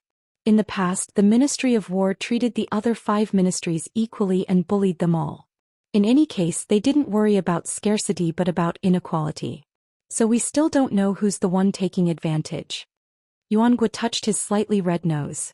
"I didn't care in the past, but in the future, if the Ministry of War dares to come to the Ministry of Rites to scare people, I'll go to the Ministry of War and curse people in the streets." Lu Baijie didn't comment. He looked around and sighed. Lu Baijie was born in the Lu family of Yangzhou, which had the reputation of a dazzling lineup. His brother, Lu Daolin, had resigned from the Imperial College and profited from the misfortune. He became the Minister of Rites and was the previous owner of this house. Lu Baijie had just entered the capital and had been here once. Today was his second time. Lu Baijie had a very good relationship with his brother. It could even be said that the reason why Lu Daolin, who was like a father, left the court and retired to the mountains, was mostly to make room for his younger brother. Otherwise, the 2 brothers would have 2 ministers. Not only would the aristocratic families in Yangzhou be anxious, but there would also be criticism in the capital. When Lu Baijie was still in the wilderness, he lived in the Garden of Retreat for a long time. Lu Daolin had retreated twice in succession, so he had a lot of feelings for his younger brother that could only be understood, but could not be described in words. This was the knowledge that the sages rarely imparted.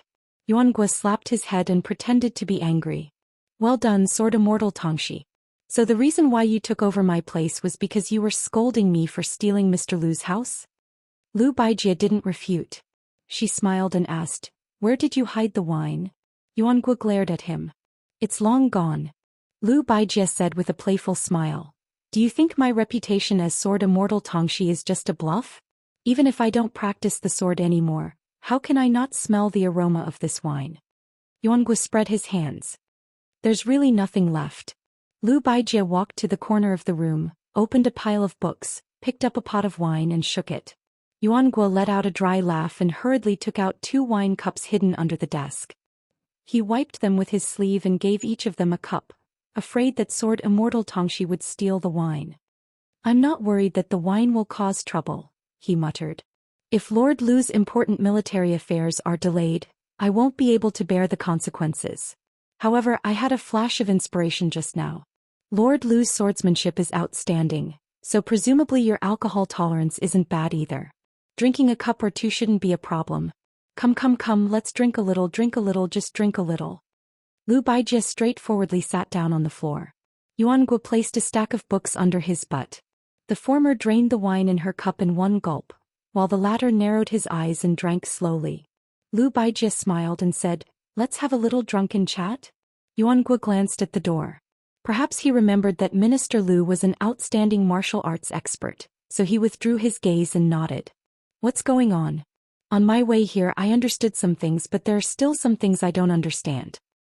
You and I got up and forgot and didn't spread drunken chatter? Drunken chatter. The Ministry of War grasps many secrets that the 5 divisions don't know.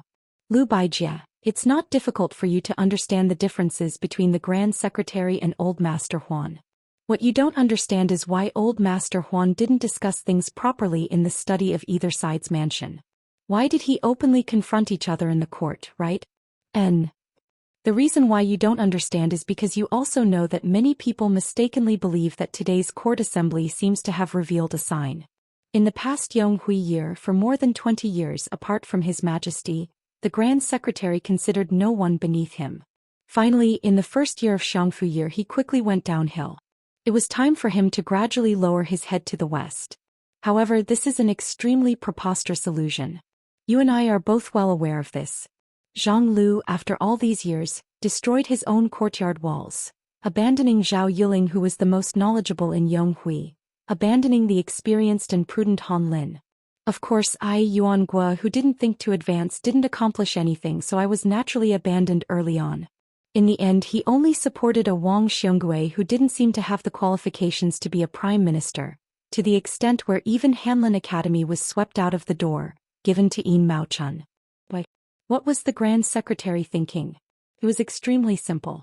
In Liang Imperial Court, Grand Secretary Zhang never felt that there was anyone who was his political enemy. As long as he stood in the court, there was a saying that went, "When spring comes, if I don't open my mouth first, which bug dares to make a sound?" In the past 20 years, there has only been one person who could make a sound.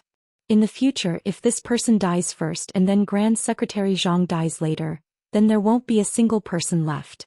I understand. The room entered a state of silence. Yuangua's eyes were hazy with tears. He directly picked up the wine pot and poured a mouthful of wine, asking, "Do you truly understand?" Yuangua answered his own question. "You don't understand." Lu Baijie released a sigh. Without saying anything she got up and left, helping close the door. Sitting alone in the room, Yuangua cried and laughed. The Minister of Justice, who didn't drink much, actually seemed to have forgotten himself after getting drunk.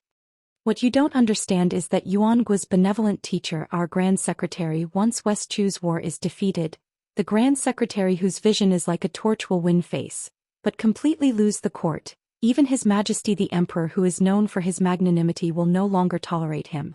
That is why in today's court assembly he is seeking a path of retreat for Old Master Huan, forcing himself onto the path of death. Yuangua fell backwards. The Minister of Rights, who cherished wine like his own life, threw away the wine pot, sobbing uncontrollably. Us scholars don't fear death, but benevolent teacher, why do you have to die in such a miserable manner? Today Zhang Julu purposely let himself have nothing to do, also not thinking about things. Only then did he have the chance to go to an old and established restaurant that he had been interested in for a long time, drink a small half-pot of aged wine. However, it didn't seem as delicious as Huan Wen and the others said it was. Because he didn't take off his court uniform, the Grand Secretary's honorable self's visit made the restaurant's people feel both honored and fearful. Looking at the Grand Secretary from the distance, as long as this elder's chopsticks moved a bit slower, they all felt like they were about to be dragged out and beheaded. It really was because the Grand Secretary had never made an appearance in public in the capital. He wasn't like the other important ministers and leaders of the 6 ministries, each of them having their own temperament and hobbies, all of them having quiet places they often visited.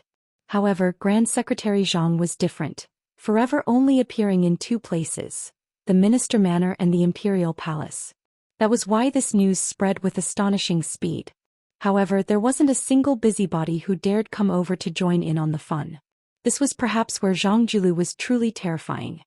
The number 1 young master in the capital, Wang Xionggui's youngest son Wang Yuanran, who claimed to be a man who openly challenged Bailiang and His Royal Highness, had the fortune of following his father to Zhang Manor to pay a New Year's visit once in his youth. However, he was indifferently glanced at by the Grand Secretary, and from then on he never went to Zhang Manor even if he was beaten to death.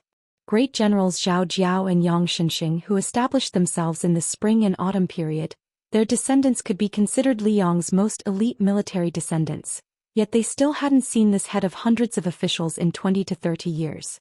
It wasn't like a mouse seeing a cat, but rather a mouse seeing a tiger, giving others the feeling that they would lose a piece of flesh if they saw him once.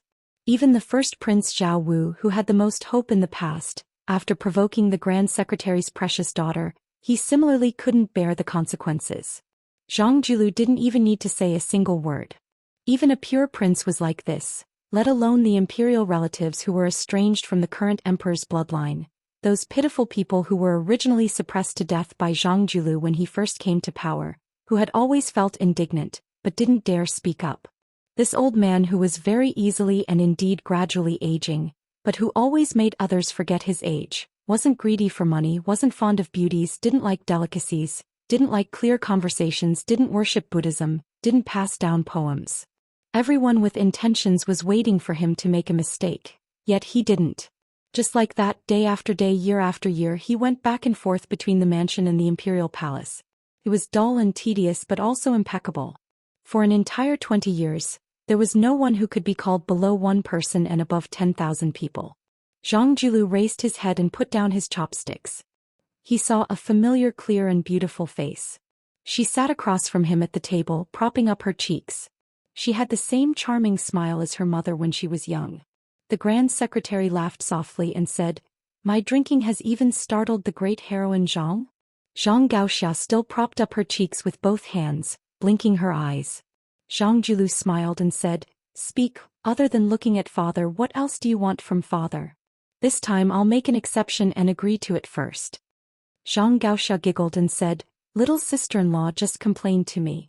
She said that this spring, second brother ran out every 2 to 3 days to borrow money to drink with prostitutes, and also had thoughts of taking in a concubine. Taking in a concubine is one thing, but that woman was from a brothel. Little sister-in-law couldn't persuade the stubborn third brother, so she could only pull me into her camp. I secretly went to see that woman. It didn't matter if she was from a brothel or not, but she was really fickle. Father, aren't you afraid of bringing shame to the family?" Zhang Julu frowned. Zhang Gaoxia raised her voice and said, "Father, you promised your daughter." Zhang Julu's brows relaxed and he nodded. Zhang Gaoxia, who originally didn't have any expectations, widened her eyes. However, something even more inconceivable was yet to come. Outside it was the Grand Secretary and at home it was the Grand Secretary's father. He actually said, "Go take a look at your third brother's mansion." Chapter 1028. Zhang Gaoxia was overjoyed. It had to be known that the father of the 4 siblings was not like a father at all. Other than her, the daughter, the other 3 brothers had all established their own families. When they married and had children, Zhang Julu never showed up. No matter if the 3 sons of the Grand Secretary were successful or causing trouble, he never paid any attention to them. The entire capital laughed at the 3 sons of noble families who were clearly of great birth but had no one to rely on. They were most likely children picked up from the streets. Zhang Gaoxia's third brother was Grand Secretary Zhang's least successful son. He was idle and no one was willing to take this coward out to play. He often carried a pigeon whistle with him and wandered around Grayton City. The eldest brother had entered an official career. Although his climb was slow, he could still be considered to have succeeded his father. The second brother was a true bookworm and could still make do. The third brother, Zhang Bianguan, could be said to be in a difficult situation. He was the worst. It was certain that he was not liked by the Grand Secretary father at home. Moreover, the bigger wastrels in the capital all disdained to be his drinking buddies. Zhang Gaoxiao knew better than anyone that the 3 brothers, in their hearts, hoped that this taciturn father would look at them in the eye. They did not expect any praise, but even a scolding would be good. Zhang Julu walked out of the restaurant. Suddenly he went back on his word and said, "I'm not going." Zhang Gaoxia's face was bitter and pitiful. Zhang Julu smiled and said, "Although he's not going, you can pass a message to the border. It's not good to rely on his eldest brother and second brother's salary to indulge in wine and women every day. Didn't he want to enlist in the army? Father can tell Gu Jiantang to let him go to Liaodong. Also, the family doesn't raise idle people. You ambitious girl, go out of the capital and play. As for where you go, you can go wherever you want. Just don't write a letter to father asking for money." Zhang Gaoxia's eyes lit up. She said excitedly, "Really?" Zhang Julu nodded lightly. Zhang Gaoxia suddenly said, ruining the mood, Father, you're not sick, are you?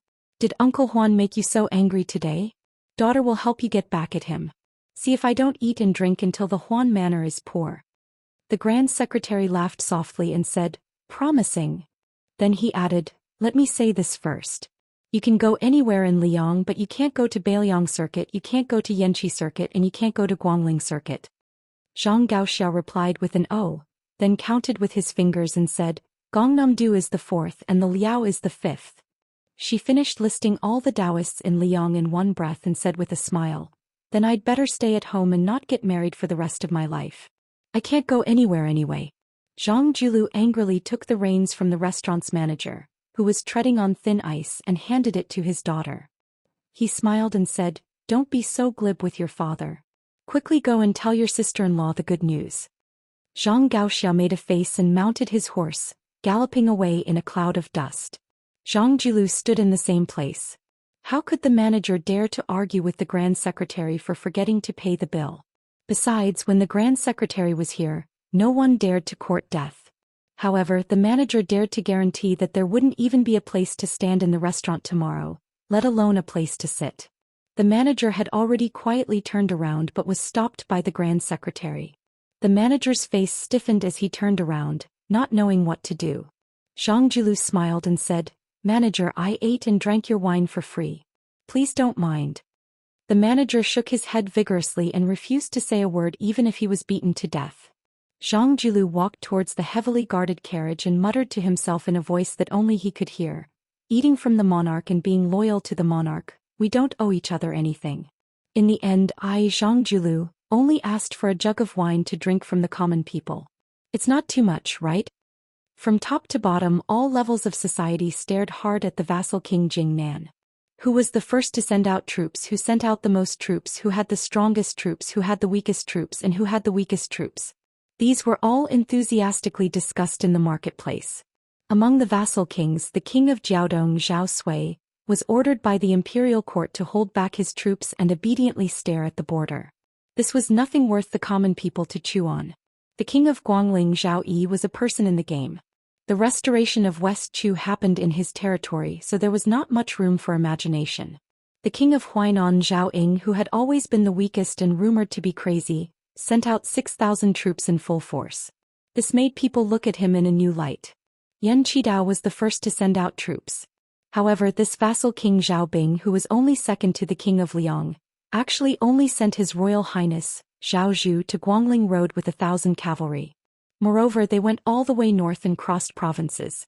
It was chaotic and chaotic. The only thing they could talk about was on the streets of Liang. The young king of Jing'an, Zhao Sun, was the last to send out troops. For now, the number of troops was unknown. As for the previous minister of war, Qin Zhibao, who had been conferred the title of king of West Chu, there was no movement at all. Was it because the imperial court was afraid that if he went to West Chu, there would be no one else to do anything? Or was it because the white-clothed immortal soldier did not deign to lead troops there? Other than the great peace city's minister of war, perhaps no one knew. Bailiang? No one in Liang felt that the new king of Liang, who was younger than Zhao Sun, would be so kind. They all guessed that Bailiang was taking pleasure in their misfortune. It was fortunate that Liang did not hit them when they were down.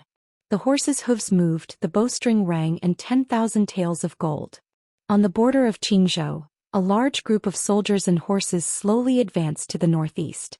A conspicuous rider stopped by the horse river and stood there leading his horse. This young rider wore a bright yellow python robe. In terms of python robes, he was half a rank higher than King of Guangling, Zhao Yi. He smiled at a young and elegant scholar beside him and said, Mr. Liu helped me save up that little bit of wealth. After this commotion, it came and went in a hurry. My heart aches. The scholar with his eyes closed smiled and said, as a guest with weak power, when visiting, you have to be polite and eat well. If you eat well, you can eat more. Otherwise, the powerful host will not even let you eat at the table next time. It was this generation's king of Jing and Zhao Sun. He nodded and said, it's a very simple principle. But even if I understand, I can't help but feel depressed. Blind Lu Su smiled and did not speak. Zhao Sun acted shamelessly and said, the commotion in the capital is so big. Little Lu, you have to think carefully before you can understand. If it's good news, quickly tell me. If it's bad news, just pretend I didn't ask. How about it? Lu Su, who had retreated behind the scenes, hesitated for a moment. He bit his lips and said with a serious expression, "For Qingzhou and the Jing'an Palace, it might be half good and half bad." Zhou Xian asked curiously, "What do you mean?" Lu Su said softly, "The Grand Secretary purposely revealed a flaw in order to fish in the palace. If there are no accidents, he will gradually use the trump cards he has accumulated over the years to use the Imperial Censor's brush to kill people. Coincidentally, Yin Maochun will be the one presiding over the review. Many people will definitely die. The Green Party's Lu Feiqi died and the party collapsed. By tucking its tail between its legs, it could luckily escape this storm. After the storm, there will still be people to do it. The Green Party will have a chance to make a comeback. This time, Lu Su earnestly requested the prince's mansion to send out all of its elites to let His Majesty the Emperor and the big shots in the palace know how we eat, so that we can seize the opportunity in the upcoming maneuver." The world was the Zhao family's world. As the head of the family, he had many children and grandchildren. Naturally, he would choose those who did things reliably and did not compete. Only when the head of the family was happy would he be willing to give them more money, hoping that they would work harder. If he felt that they were useless, the head of the family would have to hold on tight to his money pouch and family heirlooms. Only, Lu Su really could not imagine what kind of scene the palace would be without Grand Secretary Zhang. With him and Tantanon here, they could see the situation in Qingzhou clearly. They would definitely not make things too difficult for the Jing'an Palace. If a family changed the head steward in charge of money, or even if they changed the head of the family, if no one in the Green Party could step forward and speak up for them at the crucial moment, it would always be a hidden danger. Therefore, the good was in front of them while the bad was in the distance. Overall, it was still bad news. Of course, everything in the world can change in an instant. No matter how far you can see, first of all, you might not be able to make accurate predictions, and second of all, you can't escape the path of taking one step at a time. As long as we don't make any mistakes, when the time comes and our plans still fail, we can just curse the heavens for not opening their eyes. Zhao Sun said in astonishment, "Grand Secretary Zhang is only in his 50s and his body has always been in good shape. How could he retire? And how could anyone make him retire?" Lu Su pointed to the sky above his head, not saying anything. Zhao Sun's expression was uncertain. He lowered his voice and gritted his teeth, saying, "That's why you wanted me to make friends with Third Prince Jin and the Prince of Qingcheng from the beginning?" Lu Suan nodded. He didn't feel the slightest bit of complacency towards his own silent arrangements. Zhao Sun suddenly said with a cold laugh, "Lu Er, you said that as guests we have to be careful to show our table manners, but as the head of the family, his table manners are a complete mess." Indeed, sitting in that position, the family rules are the law of the country, family rules are heavenly rules.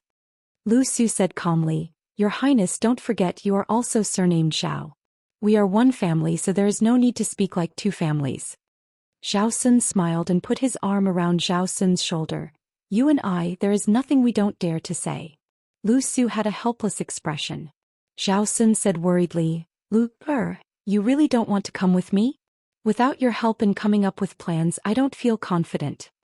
Lu Su said calmly, "I only know how to come up with ideas. I am an outsider when it comes to military formations. Moreover, your Highness' trip this time isn't for military achievements. Of course, even if you want to, you won't be able to. Once you defeat these 6,000 people in one go, you will meet with that crown prince in ragged clothes in secret. Then it will be considered a great success." Zhao Sun couldn't bear it. "Can't you just leave 2,000 or 3,000 soldiers behind? Can't you just leave 1,000 behind secretly?" Lu Suan's face was expressionless. He turned his head and looked at this king of Jing'an who he had always called his highness. Zhao Sun hurriedly raised his hands. "I will listen to you, okay?" Seeing that this Mr. Lu didn't move, Zhao Sun reluctantly whispered, "I am really leaving?" Lu Su stretched out a hand and signaled him to get on the horse. Zhao Sun got on the horse. Lu Su hesitated for a moment, then looked up and said, "Remember, there are only two things for this trip. First, try to win more trust from Zhao Zhuan. Second, use the 6,000 lives to win the hearts of the people." Zhao Sun lowered his head to look at this blind strategist who was doing his best for the Prince of Jing'an's estate. He gave a heavy yin and urged his horse to leave. The young king had a heroic spirit in his heart that said, "I also have Yuan Binshi by my side." Chapter 1029. A large and imposing caravan slowly headed south. The size of the caravan far exceeded that of the newly appointed Ding Great General Lu Xianxia. Among the 200 or so people, 80 of them wore fine golden sabers. The remaining 100 or so cavalrymen wore black robes and carried different weapons. However, without exception, each of them had an eye-catching copper-embroidered fish pouch hanging from their waists. The number of carp tails embroidered on the copper pouch also varied. Some had 7 tails while some had 4 or 5 tails. This meant that they were Jianghu warriors who had performed meritorious deeds for the imperial court of Liyang. They were no longer considered to be in the wilderness, but had the official status of an official. With this bag they could enter the passes and cities without the need for an identity card. The Jianghu martial artists of Liyang were all proud to have a copper-embroidered fish pouch. Lu Hao's pouch was embroidered with 8 golden fish. It was just that the celestial state master didn't carry it with him. In this trip, there were 3 people with 7 carp pouches that symbolized level 1 masters. There were 14 people with 6 carp pouches that symbolized level 2 masters. Dragon Tiger Mountain, Wu Family's Sword Tomb, Dongyue Sword Pool, and all the top sects had sent their trusted subordinates. Most of them were Jianghu martial artists who had been working hard for the Ministry of Justice. They helped the imperial court to gather information and hunt down bandits. The imperial court gave them a talisman to help them in Jianghu. 200 cavalrymen escorted only 1 carriage. This luxurious carriage, which showed the grandeur of the imperial family, was pulled by 4 Fergana horses. Around the carriage there were more than 20 eunuchs. First-class experts with 6 or 7 tails embroidered on their copper-yellow fish bags were mixed in. Each of them performed their own duties in an orderly manner. They went all the way south and didn't stop after passing through the city. They only camped in the wild. Along the way they had to send 1,000 to 3,000 light cavalry to escort them for hundreds of miles. The distance between them was always 1 mile. During this period there were some soldiers who broke the rules and came closer half a mile. They probably wanted to curry favor, but they made a fool of themselves and the commanding officer was stripped of his armor on the same day. For more than half a year, even the Jin Wu elite cavalry and those copper and yellow fish bag experts had not seen the curtain of the carriage completely pulled up even once. There was a special eunuch in charge of the delivery of food and drink. Every time he would kneel in front of the curtain and speak in a low voice. Afterwards, a hand would lift up a corner of the curtain and take the food box. Next time the new box would be replaced with the old box and so on. At first some people guessed that the person sitting inside was Lu Hao, who was said to be separated from the immortals on earth. But later they found out that there were eunuchs who needed to clean the toilet. Most of them were told that they had to go to the capital at the last minute. They didn't know what to do and after meeting with Xiao's spy, they had to leave immediately. They didn't even have time to inform their elders, parents, their families and their children. And so they took of it. Of course, of the crown of the imperial court. Of Wang. Otherwise, what kind of person or object in the world would be worth the trouble of these top-class masters who were equal to half of the forces in Jianghu? The reality of the carriage was unexpected. There were only 2 people. An old eunuch leaned against the wall of the carriage and dozed off. His bright red robe showed that his identity was not ordinary. His real name had long been lost in the passage of time. He was a remnant of Dongyue. When he entered the Dongyue palace he was like most eunuchs.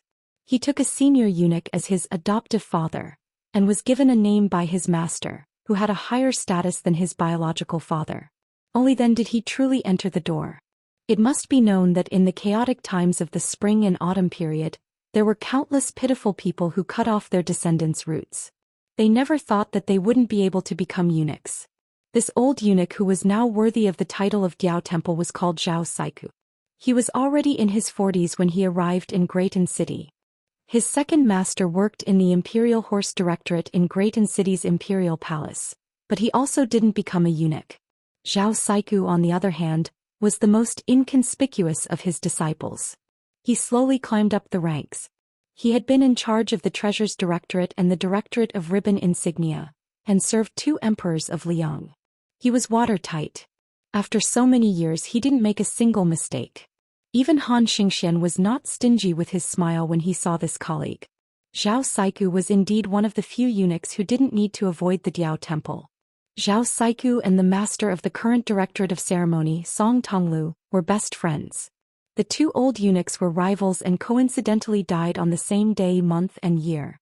After Song Tonglu became the head eunuch, he didn't care about old friendships with anyone, including his master. He only treated Zhao Saiku like a junior. Two successive emperors of Liang had a whole new level of respect for the same person. It was clear that Zhao Saiku's skills were profound. The old eunuch with a frail body sat cross-legged, unable to hide his tiredness as he dozed off. His movements were too big and he woke up with a start. His face was drowsy as if he had dreamed of something. The old man sighed softly. Liang had taken over the spring and autumn period, the territory, the gold and silver, the armory and even the concubines. These things were either reasonable or flawed, but they were not criticized by others. However, there was one action that the late emperor of Liang had taken that was criticized both internally and externally. He had taken in almost all of the eunuchs from the 8 fallen countries of the spring and autumn period. This had led to the imperial palace of Great and to become overcrowded and bloated. There were no less than 12 supervisors for departments and 8 bureaus and 24 yamens. At the time, both the military and civil officials of Liang didn't quite understand this. The new dynasty was about to take advantage of the situation to fight a decisive battle with the Baimang barbarians. How could they care about these eunuchs who only knew how to gossip? However, the late emperor of Liang turned a deaf ear to this. The old grand secretary, who was Zhang Julu's master, sent a series of memorials, but all of them disappeared without a trace. As the war gradually came to a halt, the eunuchs knew their place and were surprisingly loyal to their new masters. In the past 20 years they had been cautious and conscientious. They had only heard of the old eunuchs dying of old age in the imperial palace. They had never heard of anyone causing trouble in the imperial palace. Although the human cat Han Xingxuan's contributions were inseparable, it was clear that these eunuchs were grateful for the late emperor's mercy. They didn't have to be homeless after the fall of their country. Other people who had lost their country could still rely on their skills to survive, but it was easier said than done for them. Chapter 1030. The old Martin Temple glanced at the corner of the carriage from the corner of his eyes and lowered his eyelids. He was used to it. A middle-aged man was sleeping peacefully in the corner.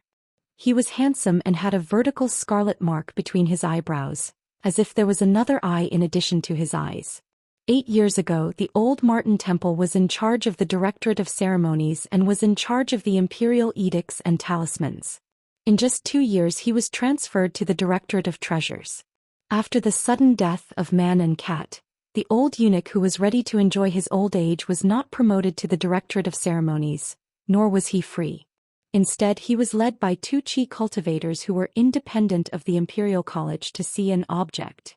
Zhao Siku went from incredulous to calm and finally to numb.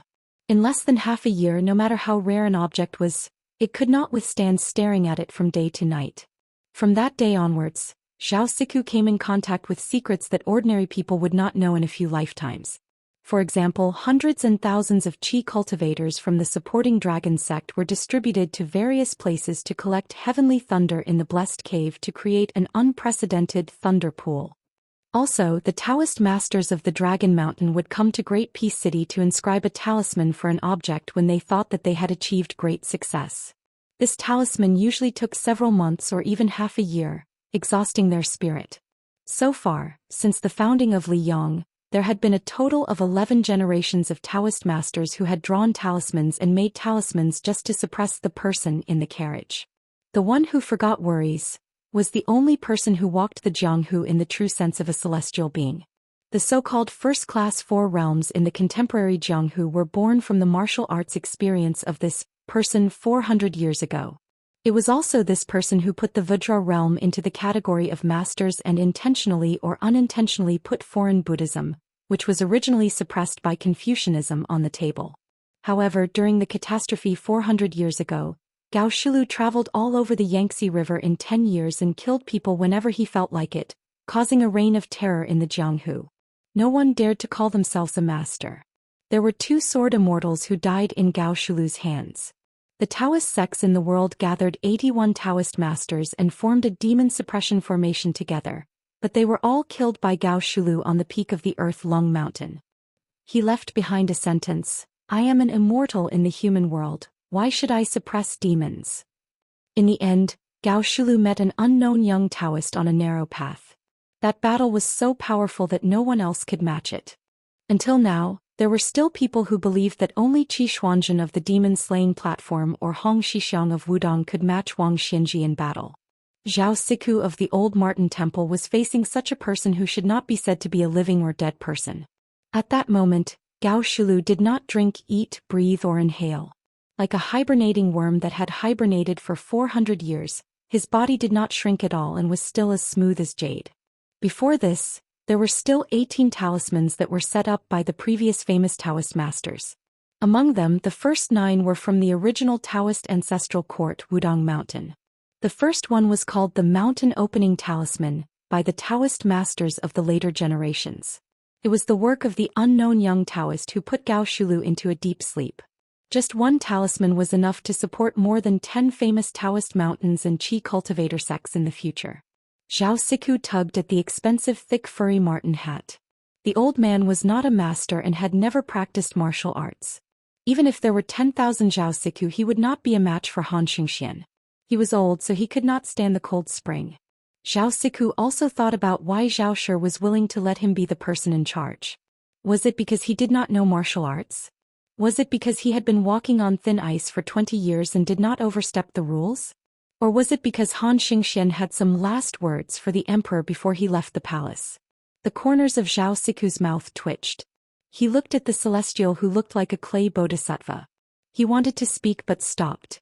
After so many years of caution, the old man finally stopped talking to himself. Zhao Siku? The old Martin Temple snickered. What was he most afraid of all these years? He was most afraid of talking in his sleep. What was so difficult about talking to people and ghosts? The difficult part was speaking the truth. Zhao Siku had thought that he would die of old age in this life and close his eyes with a belly full of secrets. He had not expected that in the end, the Bailiang that the young master was loyal to would silently send him a message. It was a message from an inconspicuous palace maid. Zhao Siku did not doubt it. The message was divided into 2 parts. The first part was what the young master had said before he left. Only Zhao Chongling knew and Zhao Siku knew. The second part was probably the young talent Zhao Chongling had entrusted to the Yin talent Li Yishan and the like. Zhao Siku sank into deep thought. He came from the Green Pavilion Zhao clan. That had once been one of the 10 great clans of the spring and autumn period. But he did not know why Zhao Chongling, as the eldest grandson of the first wife, did not inherit the family business and instead joined the Su family. It could be said that without the support of Zhao Chongling's family, the butcher Su Shao would not have been able to stand out so quickly among the generals in Liyang. Zhao Siku did not have any loyalty to the Green Pavilion Zhao clan. He only clearly remembered the young master's style and the favor of protecting him.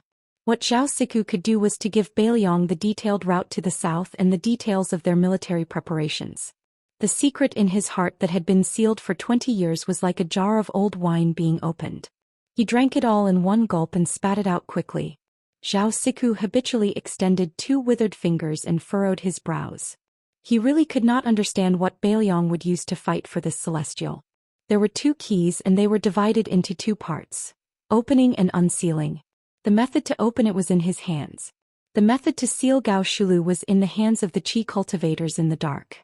Even if Bailiang succeeded, it was just a hot potato. No one knew what Gao Shulu would do when she woke up 400 years later. Once the mountain opening seal was torn, who could seal the mountain and barely speak to Gao Shulu? Otherwise, would a madman who killed all the experts in the world be willing to listen to half a word of nonsense? Zhao Siku looked at the middle-aged man who was sitting on the ground with a calm expression and said softly, "I, the old eunuch, was given the name Siku by my master. All these years, other than being tired of scheming against each other, I can't say that I've suffered much. You Gao Shulu are said to be a celestial being who forgets worries. I heard that the so-called forgetting worries is a Buddhist way of speaking. It's just that other than sealing your 6 senses, you've also sealed 2 other senses. Only then will you be free. This kind of freedom is unimaginable to me, a layman who has been rolling in a muddy vat. But I think that I have been sealed off by so many Taoist masters for 400 years. How can I forget about the 2 words worry-free? I forget it. Although you can't bear to see and hear, I don't want to add insult to injury." The old Martin Temple was nagging. A sharp screech suddenly sounded. Zhao Siku was not frightened. Instead he felt relieved. The old man was curious about what Bailiang would use to challenge them. Although they were already at the edge of the southern border of Jingji, if Bailiang had thousands of troops lying in ambush here, even if it was just a temporary instigation, it would be too scary. This was tantamount to an indirect rebellion. The truth must have caught the old eunuch Li Yang and even Bailiang unprepared. There were only 3 riders at the end of the post-house road as far as the eye could see. The rider on the left was a skinny young man with the rough outline of a Baimang man. He stared at the 200 riders opposite him with burning eyes and a smile. There was a saying in the Central Plains that said, "Wolves travel 1,000 miles to eat meat." The rider on the right was carrying a broken spear. The rider in the middle was a man in white with a feminine appearance. He was extraordinarily handsome. The group escorting Gao Shulu to the south to target Chao Chongqing did not stop. They continued to move forward. The old eunuch lifted a corner of the curtain and said softly, "Oh." It turned out to be the devil of Zhulu Mountain. Zhao Go had records that the man in white who had blocked the useless monk was Luo Yang Beimang and also the world's #1 devil. It was just that for some reason she had entered Zhulu Mountain. As for the 2 riders beside him, Zhao Go had not heard anything about them. The Great Qin had lost its deer for 800 years. The old eunuch with his back to Gao Shulu naturally did not notice that the man behind him who had sealed off the mountain seemed to open his eyes slightly. Chapter 1031. 3 riders against 200 riders. Moreover, behind the 200 riders were 2,000 elite riders from the military town of Defengku, as well as a group of Qi cultivators from the northern lands who were hiding in the dark. Therefore, in the eyes of Zhong Guqing, who was near the carriage, this was called courting death. To put it bluntly, this was throwing an egg at a rock. Zhong Guqing had always been a nameless Jianghu expert. Even though he was a first-grade finger Xian expert, he did not have much reputation in the Jianghu world. He did not even have a thunderous nickname. When his acquaintances saw him, they would only call him Old Zhong, and the officials would only respectfully call him Lord Zhong. However, he did not care about the weight of his face, but his inner strength was very sufficient. Zhong Guqing, who had a 7-tailed golden carp and copper-yellow fish pouch around his waist, was a first-class guest in the capital's Ministry of Justice. He was also close friends with the #1 swordsman of Greaton City, Qi Jiejie. He had solved many major cases in his hands, and could be considered a familiar face with the Zhao family's Son of Heaven. Zhong Guqing was the person in charge of this mission on the surface. Everything big or small depended on whether he nodded or shook his head. Zhong Guqing's Qi observation skill was not weak. He looked at the 3 riders at the end of the road without any contempt. However, he was wary, but this did not mean that Zhong Guqing had a guilty conscience.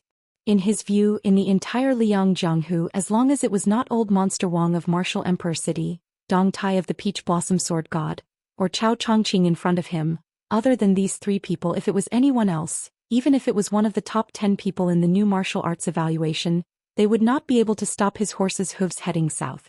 This was not arrogance but great confidence. It was the confidence that Great Peace City and Zhaoshi had given Zhong Guqing. However, Zhong Guqing never imagined that the 3 riders he was about to confront at this moment would have such a shocking background. Because these 3 people were indeed not any of the Liang masters in the top 10 of the Wushu evaluation, not old monster Wang who was in charge of the East Sea, not Dong Tai who was searching for immortals, not Chao Chongqing who was busy reviving West Chu, not General Gu Jiantang who was the #1 saber user in the world, and definitely not the dead cat Han Diaoxi. But last year 3 Beimang guests came to Mount Zhulu, which was close to Shangyin Academy. Coincidentally, 2 of them were in the top 10 of the Wushu evaluation, White Dress Luo Yang and Broken Spear Deng Mao. If Zhong Guqing had known of this terrifying truth earlier, he probably would not have been so condescending. In the Great Battle of Jianghu, when had he ever heard of any of the 10 men of the world joining hands with another to kill the enemy? But today he just happened to run into it.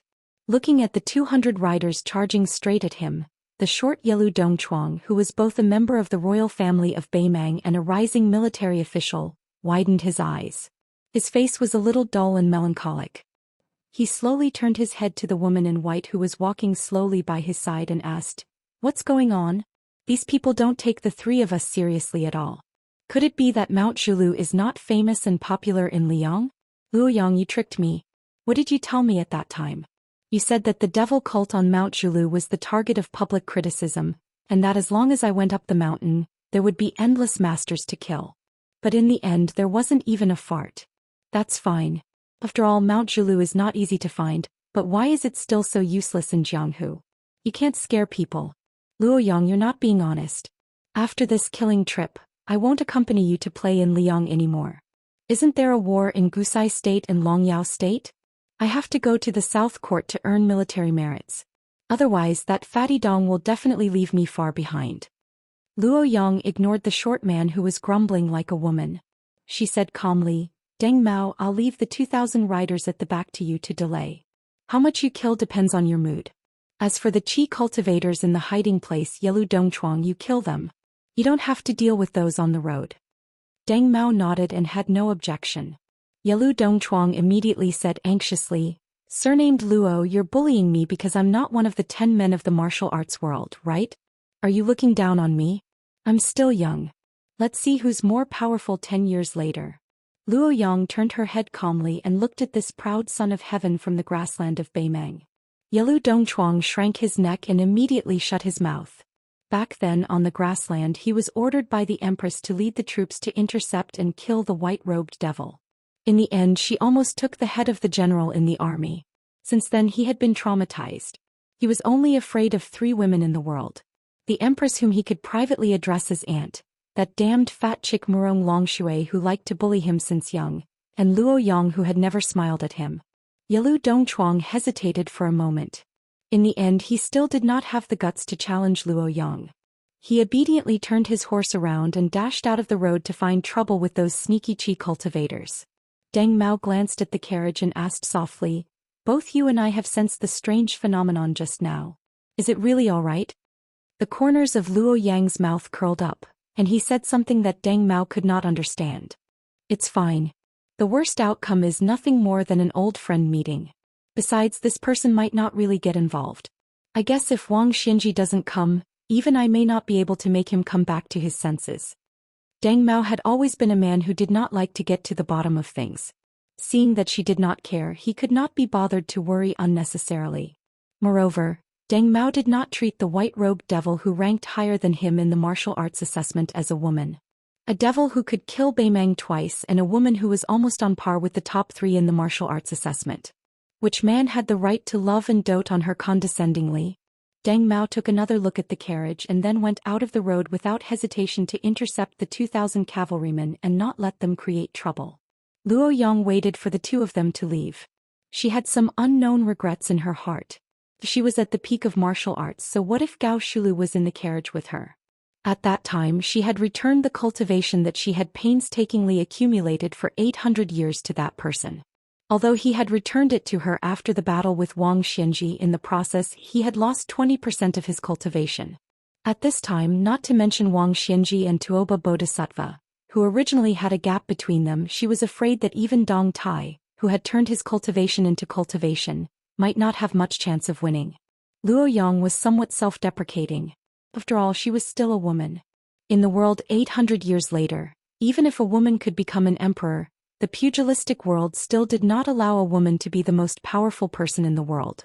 800 years ago and 800 years later, it was still the same in the pugilistic world. Chapter 1032. When Zhong Guqing saw the 2 riders leave the post house, he did not lower his guard. Instead, for the first time he felt suffocated as if he was facing a great enemy. The 200 riders moved forward steadily. The distance between the 2 sides was less than 100 paces. Even the master with the worst eyesight, who had 3 or 4 copper-yellow fish pouches, recognized that the white rider was actually a woman with a feminine silhouette but a vigorous heroic spirit. Wasn't there only the purple dress of Mount Huishan in the limelight in Liangjianghu? Who was this divine being? The 6 riders at the front rode fast, ready to take the first prize for the imperial court. Among the 6 riders there was a famous swordsman, a machete man, and a renowned boxing master. The 6 riders were outstanding. At the same time they covered each other and cooperated skillfully. This was the realm that masters who had reached a certain level should have. The machete man was the first to attack. He used his family's unique skill, the knife-throwing technique, which could be considered an unpopular martial art evolved from the flying sword technique. The knife split the air and went straight for the white-clothed woman's head. Luoyang did not look at the curved knife that spun into a circle and fell from the sky. With a glance she took in all the 6 or 7 gold carp pouches, including Zhou Xian. One person and one horse continued to move forward slowly. She only stretched out a finger and gently tapped 6 times in the air. The leading 6 riders, including the lackey of the imperial court who thought that his knife-throwing technique had reached a higher level, continued to charge forward. However, their heads seemed to be blocked by a wall. Not only did their heads stop abruptly, their bodies also swayed back and then fell heavily on the post house, dying on the spot. Finally, the belated throwing knife came. Luoyang, who had 6 fingers on her left, put 2 of her fingers together and lightly brushed the blade of the knife. The throwing knife spun in front of her, and with a speed that was countless times faster than its original speed, it was so fast that it seemed like the knife had directly disappeared in front of everyone's eyes. Then several Jinwu guards were dismembered on the backs of their horses. Only then did everyone realize that this was not some fancy method that was all bark and no bite but a real bloody killing move. Not only that, the 6 ownerless warhorses continued to charge forward in a daze. When they were 20 steps away from the white-clothed woman, the ground of the post house shook violently. The 6 horses' hooves were lifted into the air and shattered into 6 masses of scarlet mist. The white-clothed woman casually passed by the 6 pools of blood. That knife was finally stopped by a 6-fish copper pouch expert. Luoyang was expressionless. Her 2 fingers swiped forward on her shoulder like she was pushing out a 3-foot sword. Then she formed a 3-foot purple sword energy that flashed. That Master Realm expert did not have time to dodge at all. A hole appeared on his forehead. When he fell off the horse he died with his eyes wide open. Luoyang suddenly stopped her horse. She had a calm and arrogant attitude. This made Zhou Xian, who was caught off guard, feel a chill down his spine. How could this extremely young woman be so arrogant and rude? She did not mind them making a countermeasure at all. Zhou Xian didn't care about his face. He signaled the other 2 experts of the 7 carps with his eyes. There was no need for words to communicate and they already had a plan. They could clearly see that this woman was at least a peak expert who had immersed herself in the Finger Profound realm for many years. Zhou Xian, who was originally in the Finger Profound realm, even faintly sensed that this woman wanted him to experience what the Finger Profound realm was. Even with Zhou Xian's transcendent status, he did not have the ability to get in touch with the secrets of the divine martial city. Naturally, he did not know that in the destroyed city, there was a woman who allowed Song Yanqing, a grandmaster of the sword who had 14 swords, to use all 14 of his new moves before she kindly taught the old grandmaster of the Dongyue sword pool how to use the sword. However, even if Zhou Xian knew this terrifying secret, he didn't have time to worry about it. The 200 riders burst out with a fighting strength that matched their strength. The 16 archers holding the golden guards began to draw their bows and shoot. Some concealed weapon experts didn't care about their hidden skills and taught them everything they had. Several chi-controlling experts didn't even care about exhausting their essence, chi and spirit. They didn't care about the results and rode their weapons to attack the woman from a distance. This magnificent scene of a large group of experts attacking together was not common in Jianghu. In Xinwu City, she once placed her left hand horizontally with her palm facing up and her right hand slowly pressed down. She closed the heaven and earth to form a line of sword between heaven and earth, forcing Song Yanqing to use his last earth immortal sword before his death. Today she was much more casual. She still held 2 fingers together and casually waved them left and right in front of her. As if the heaven and earth were at her disposal, she also waved them left and right. Those bows, arrows, and concealed weapons began to sway in the air and fell to the ground around her horse. Zhou Xian's face was gloomy. I dare to stand shoulder to shoulder with heaven and earth in the heavenly image state. But so what? You're just one person on the post house road. The heaven and earth are vast, but they're not your lackeys. There's a limit to a person's strength. Even if the righteousness and sincerity of a person for a lifetime were declared to the heaven and earth in exchange for a moment of resonance with heaven and earth, how could one be so arrogant as to truly stand shoulder to shoulder with heaven and earth for a long time? Zhou Xian raised his hand and waved it fiercely, indicating for the 200 riders to continue shooting with all their might to exhaust the woman's internal energy. Since she was willing to be a target, then let her show off. The old eunuch Zhao Siku lifted the curtain and rubbed his eyes. He did his best to see the fight on the post house road. This Diao temple was a martial arts layman, so he only thought it was interesting to watch. The old man with 2 secret talismans on his withered arms felt his heart tighten for no reason. He quickly turned his head and stared at the half-dead person. He didn't notice anything strange.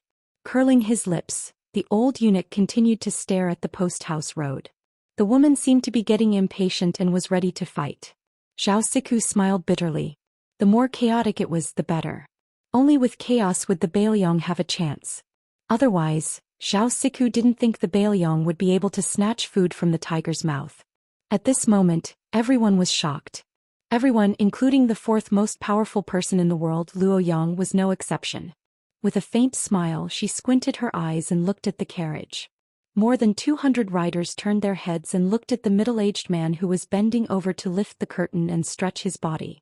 From his body, glittering golden talismans slowly fell and disappeared. There were about 16 or 17 enchantments. The man looked at Luo Yang and said in a hoarse voice, "We meet again after 400 years." Luo Yang was a little dazed. That year, Gao Shulu fought to her heart's content with a young Taoist priest. Afterwards, Gao Shulu didn't hibernate in the mountains like the rumors said. Instead, the two of them had a conversation on the shore of the East Sea. She happened to be watching the sea, so the two of them didn't deliberately avoid her from listening. The young Taoist priest who had never used his sword and wandered the world made a bet with Gao Shulu. He bet that Gao Shulu wouldn't be able to solve that talisman. At that time, Gao Shulu was so conceited that her eyes were as high as the sky. In all things under the heavens there was always something to subdue. Even if one thing seemed to be invincible, there would always be something that subdued it. Wherever poisonous snakes were rampant, there would always be herbs nearby for people to pick to cure their poison. This was the principle. If Wang Xinji was Li Chuangong's subdued person, then that young Taoist was Gao Shulu's subdued person. After the talisman, the Taoist priest came back to his senses. He smiled apologetically at Luo Yang and quickly disappeared between heaven and earth. It had only been 18 years since he came to this world. He had only seen her once and never met her again. Only Luo Yang knew that the Taoist priest wasn't the reincarnation of Ancestor Lu, but that person. Gao Shulu sat cross-legged and looked up at the distant northwest. "If you don't come, I'll really start a massacre." Everyone felt like a spring breeze was blowing on their faces.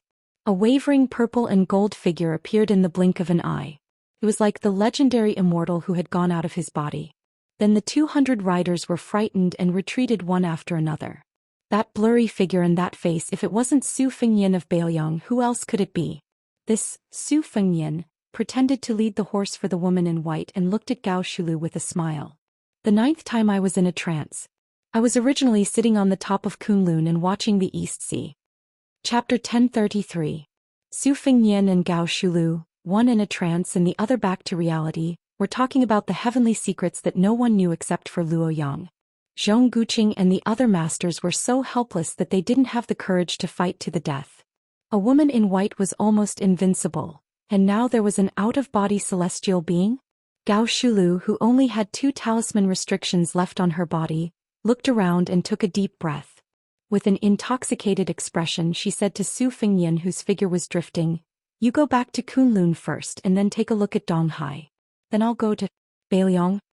Su Fengyan smiled and nodded, but he did not immediately return from his mental journey of several thousand li. Instead, he turned the horse around for Luo Yang and slowly walked on the post-house road, gradually going further and further away, leaving Gao Shulu and a large group of copper and yellow fish bag experts behind. Su Fengyan said softly, "I know who you love and I won't force you. If it were me and the woman I love lost her memory, she wouldn't be her anymore. Although I'm a little different, it's not that I've lost my memory, but that I've gained some. Probably in your eyes, I'm more Su Fengyan than that person. In the final analysis, you can only blame yourself for this muddled account that you've been calculating for 800 years. Back then, the alchemists of the Great Qin went out to sea to search for the elixir of immortality and found 2 elixirs of immortality in Donghai. You thought that I was going to share them with her behind your back. Therefore, you deliberately told me that you only had one and destroyed it in front of me. But you secretly hid the other elixir in Long Pearl so that you could obtain immortality and killed her. You're wrong." Luo Yang sneered and said, "So what if I'm wrong? Even if I could go back in time 800 years ago, I would still kill that woman, deny you immortality, and destroy your great Qin's everlasting dream with my own hands. Su Fengnian turned his head to the carriage and said something to the old eunuch before returning to Beiliang with him. Then he turned to look into the distance and said with a smile, "You're still you." Luo Yang sat high up on the horse and let him lead the horse with a clear conscience. She did not forget to say sarcastically, "Unfortunately, she is no longer her." Su Fengnian calmly said, "Yuan Qingshan said that from now on the Yufu of Wudong will let the affairs of the human world take care of the affairs of the human world, and the people of the heavens will be free and unfettered. I think it's not bad. After my battle with Wang Xianji, there should be an end between us." Luo Yang sneered, "You want to sever the heaven and earth? Then become an ordinary person? 800 years ago, didn't you hate those mediocre mortals the most?" Su Fengnian raised his head to look at the white-clothed woman and dismissed her with a smile. Su Fengnian and Luo Yang turned a deaf ear to the heart-wrenching howls that came from behind. After walking for a while, Su Fengnian released the reins of the horse and said, "Don't forget the 3-year agreement." Luo Yang coldly snorted, "You have to defeat Gao Shulu first." Yelu Dongchuang, who was holding 2 bloody heads under his armpits, trotted over and asked curiously, "Luo Yang, that guy looks very domineering. Who is he? He looks so young but he can enter the astral state? Could he be a Taoist master with a youthful face, an old man of the same generation as our Chilan state preceptor?" Luo Yang indifferently said, "Younger than you." Yelu Dongchuang was stunned, "Bullshit. There is no one in the world who is more talented than me in martial arts. Luo Yang, who are you trying to fool?" Luo Yang laughed. "His name is Su Fengnian. How old do you think he is?" Yelu Dongchuang let out a strange cry and thought seriously for a moment. He smiled obsequiously, "If that's the case then I won't go back to Beimang. I'll let Fatty Dong experience bad luck first. Luo Yang, I'll hang out with you for another 2 years. I haven't seen enough of Li Yang's great rivers and mountains. Don't misunderstand, I'm not afraid of this new Prince Liang." Deng Mao obviously sensed that something was wrong here. He quickly met up with Luo Yang and Yelu Dongchuang and returned to Zhulu Mountain together. By the time the remaining 1,600 cavalry from Defengku arrived at the battlefield, many soldiers had dismounted from their horses and were vomiting non-stop. There were disgusting scenes of mangled flesh and blood on the post-house road. There were few intact corpses. The commanding officer did not care about anything else. He hurriedly ordered his men to confirm the safety of the carriage. However, there was no one in the carriage. This made the commanding officer feel like he was struck by lightning. Then dozens of white-clothed Qi cultivators with yellow jade belts arrived one after another. They looked at each other in dismay as if they had lost their parents. The commanding officer saw that these immortals in the mortal world were so terrified. He was certain that he would not be able to escape death this time. He hesitated for a moment and turned back to look at the direction of Tai, and city in the north. He then turned back to look at the Guangling Road where the Old West Chu was located. His expression was uncertain. He ordered the elite cavalry under his command to return to Defengku. On the way back he weighed the pros and cons with a few of his trusted men. He killed 2 senior commandants who were loyal to the Zhao family. The rest of the generals went to Defengku and left the military town with their families and some of their direct descendants.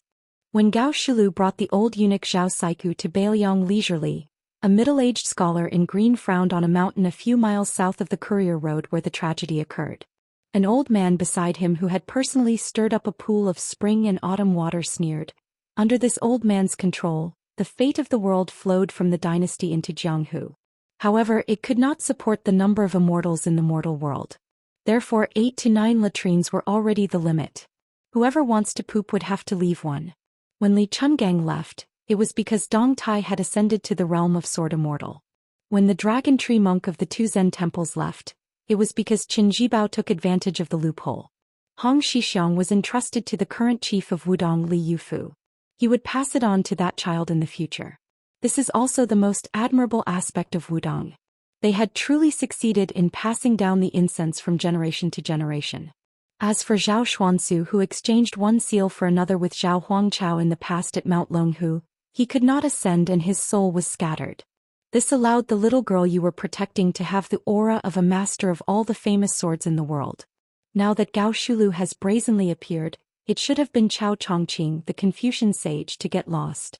Chao Chongqing shook his head and said, I have my own way to compete with Gao Shulu.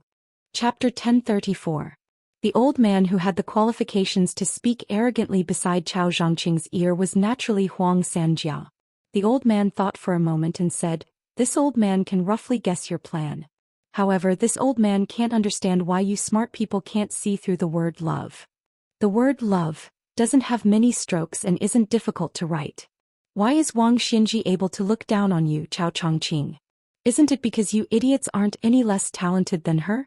You and that Li Chungang whom this old man truly envies, and that Mount Hui Shenyuan Jingqing, have all spent your entire lives in prison for a woman? Is it worth it?" Chao Chongqing's expression was calm. He smiled and said, "If we're talking about whether it's worth it or not, then it's not love. The word love is easy to write but hard to let go. You Huang Longsher haven't encountered it yet. You laughed at us for being stupid, but we also laughed at you for being smart all your life. It's not worth it. It's good to have no attachments, but it's also not bad to have attachments." Huang Longsher gritted his teeth and said, "Once a smart person is terminally ill, then even the immortals can't cure him." Chao Chongqing turned his head and asked, "You Huang Longsher claim to be one of the top 3 in the world.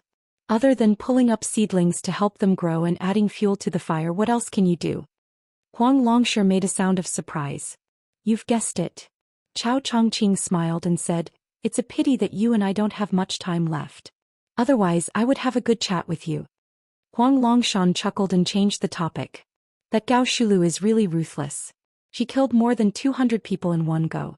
Moreover, in this way, although the Zhao clan's vitality cannot be said to be greatly damaged, they will have a flaw that can be exploited.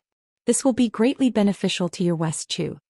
Chao Chongqing shook his head and said, "The martial artists of Jianghu are trapped in the battlefield, but that's all there is to it.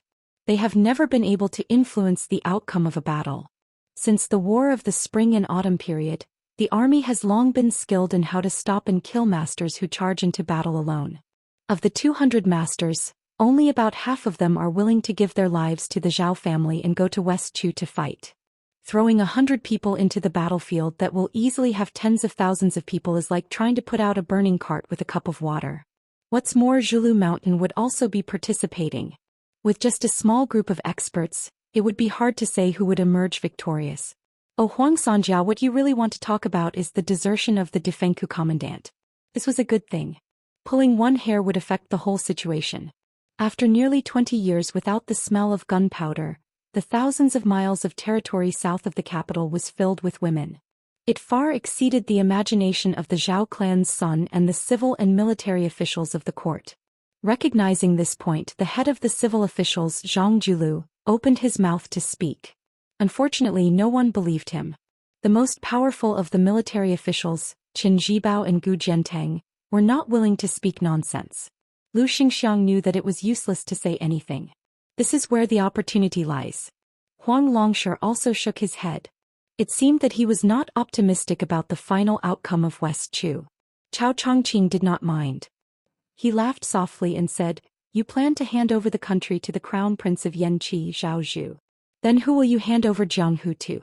Could it be that woman in purple Shenyuan Qingfeng?" The old man neither admitted nor denied. He said softly, "You said that I, Huang Longsher, can only speed up the growth of the crops and that the harvest can only be the one that has been set. You are wrong." Chao Chongqing raised his head and looked at the figure hovering in the sea of clouds on his sword. Huang Longsher smiled and said, "There is thunder, there is rain, and there are going to be countless deaths." Chao Chongqing sighed. "It is impossible to exchange decades of chaos for centuries of peace." The old man put his hands together and exhaled a breath of mist.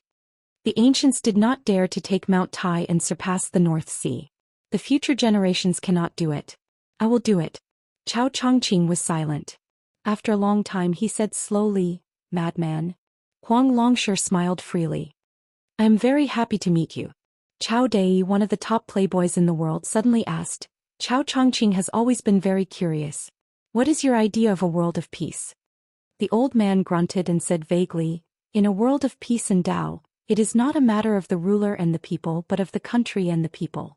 The two seem to forget each other but each has their own true temperament." Chao Chongqing closed his eyes and fell into deep thought. Huang Longsher smiled and said, "Don't think too much about it. Be careful not to fall into it and not be able to get out. At that time, even if you are the scholarly sage Chao Qingyi, you will only be worrying about nothing. I have a stomach full of untimely and unworldly thoughts. It is enough for me to drink alone to relieve my boredom. Chao Chongqing opened his eyes and rubbed his white hair. He asked, "Can we really pass Gao Shulu and Wang Xianji?" Huang Longsher said calmly, "Actually, as long as we pass Gao Shulu, it is more or less the same. Because in the end it is just a test. Wang Xianji is slightly better than Gao Shulu, but this is the difference in strength and not the difference in realms." Chao Chongqing said bitterly, "It is just a test, but it is no different from fighting with Wang Xianji in advance. Isn't it still a narrow escape?" Huang Longsher rolled his eyes and said, "That kid asked for it. What does it have to do with this old man?" Chao Chongqing asked with a smile, "You really didn't leave anything behind?" The old man raised his head and said firmly, "No." Chao Zhongqing's question was asked on behalf of someone, but Huang Sanjia's answer was clearly directed at the person in the sky. The young woman snorted coldly, broke through the clouds and flew away on her sword. In a secluded mountain forest in Bailiang's Yuzhou, a thick aura like a giant python coiled around a carriage. Su Yanbing watched the python's aura gradually fade and felt relieved. Su Fengyan walked out of the carriage and said with a sigh, "Gao Shulu will arrive in Bailiang very soon. The 7th time I was in a trance, I recognized the reason for the gathering and dispersing of the world's fate. The last time I was in a trance I remembered the talisman drawing Bet by the East Sea. This time I was in a trance in Kunlun because I was watching Dong Tai return from his visit to immortality. I was careless and bumped into Gao Shulu, so I had no choice but to show myself." Su Yanbing asked, "Do you need me to make a move?" Su Fengyan shook his head and said, "It's useless. I still have to settle this karma myself." For the first time Su Yanbing showed a gloating smile and said, "I have a suggestion. Since the female bodhisattva on Mount Lontua has tied her hair, why don't we untie it one by one? This method isn't smart, but it's still a method." Su Fengyan hurriedly said, "Don't. If Luo Yang knows about this, she'll come straight from Mount Shulu to Bailiang to make trouble with me. That woman will really kill." A laugh. A sneer. It came from the mouths of the two women at the same time, obviously with a hint of disdain. There was no need to say much about the girl who had been wandering around in the distance while carrying a withered pole. As for the other one, she was a bodhisattva. Chapter 1035. Su Fengyan glanced helplessly at the spearmaster who had probably set a trap for him. When he came back to his senses, the qi in his body was at its most turbulent and dangerous stage, and his perception of his surroundings was not very sharp. As the best fighter in Bailiang, Su Yanbing could easily find out about the arrival of the bodhisattva from the western region. However, Su Fengyan could not. Even when he heard her sarcastic laughter, he did not feel embarrassed. He leaned against the wall of the carriage and did not deliberately stand up to greet her. Instead, he put his palms together and bowed to the six-jeweled master from Mount Lontua. Then he waved at her, indicating for her to enter the carriage for a chat. Su Yanbing tactfully walked away. The girl squatted in the distance and drew sand on the ground with a sunflower. The bodhisattva did not enter the carriage. Instead, she stood beside the carriage and looked at Su Fengyan with a peaceful expression. Su Fengyan, on the other hand, was somewhat emotional. At the beginning of the year, when Xiang Fan was sitting steadily in the spring and autumn fishing platform, this woman led the ghosts out of the city and he almost mistook her for the white-clothed Guanyin. At that time he was in awe of this woman who could make the old man in the sheepskin fur coat attack. Later on, the Prince Zhao Kai went to the western regions with the silver vase. He and she were already enemies of opposing camps. After that, the situation took a turn for the worse and the two of them became a pair of adulterous lovers who flirted with each other. Bailiang secretly used his cavalry to help her get rid of dissidents and climb to the top of Mount Lontua. She, on the other hand, used esoteric monks to help Bailiang infiltrate the refugees' land. Su Fengyan looked at the bodhisattva with a head of black hair. However, the bodhisattva did not lack in celestial aura. Her hair was simply tied in a white hemp knot around her neck, making her look forgettable. At present, not only was Su Fengyan an ally of equal standing with her, he even had the capital to look down on her. Other than the fact that Mount Lontua was a head lower than Mount Qingliang, in terms of martial prowess alone, Su Fengyan was confident that he could pay an acceptable price and successfully kill her, even if she possessed 6 manifestations. Su Fengnian was calm and unperturbed. He smiled and asked, "Master, why did you come to Yuzhou in person?" This bodhisattva with 6 pearls, who was like the sun in the sky in the western region, seemed to have the ability to make people feel like bathing in the spring breeze and thus feel happy. Her smile was tranquil, just like the celestial being on the mural. However, her tone was slightly alienated. She asked, "The Longxiang army was hastily expanded from 10,000 to 30,000. Can you guarantee that the western region will not be invaded by Beimang?" Su Fengnian twitched the corner of his mouth. It was said that there were 20,000 horse gangs besieging Qingcang city for more than 10 days. They could not break through the city and only left 2,000 corpses. In the end, 6,000 horse gangs slaughtered 12,000 horse gangs in 3 days. They chopped off heads until everyone changed to cold knives. In the end, only a few hundred people escaped. Finally, we know what 20,000 people are. They are just 14,000 horse gangs. Master, you may say that these horse gangs are not worth mentioning compared to the regular army. They are not organized and can only fight some contact battles with 700 or 800 people at most. They can win by bravery. If there are too many people, they will show the fatal flaw of not knowing the battle formation. However, according to Northern Liang's spy report, the 2,000 bandits who were the backbone of the 14,000 bandits were the elite cavalry of the Northern Mang Southern dynasty. They were equipped with good horses, bows, swords, and armor. The leader of the army was a senior military officer of the Southern dynasty. The reason why the bandits couldn't withstand a single blow was because the bandits were defeated by Huang Man, or herself. Master, are you interested in guessing how many dragon elephant army soldiers Huang Man, or had at that time? The bodhisattva with 6 pearls was expressionless. Su Fengnian did not care. He stretched out a hand and answered his own question, "Only 500. Of course, I don't deny that the Longxiang army is Beiliang's elite cavalry. These 500 are the best of the best. Master, you asked me if I can guarantee that the western region will be protected by Beiliang. The answer is obvious, yes. However, the land of refugees is the focus of Liang Mang's front line.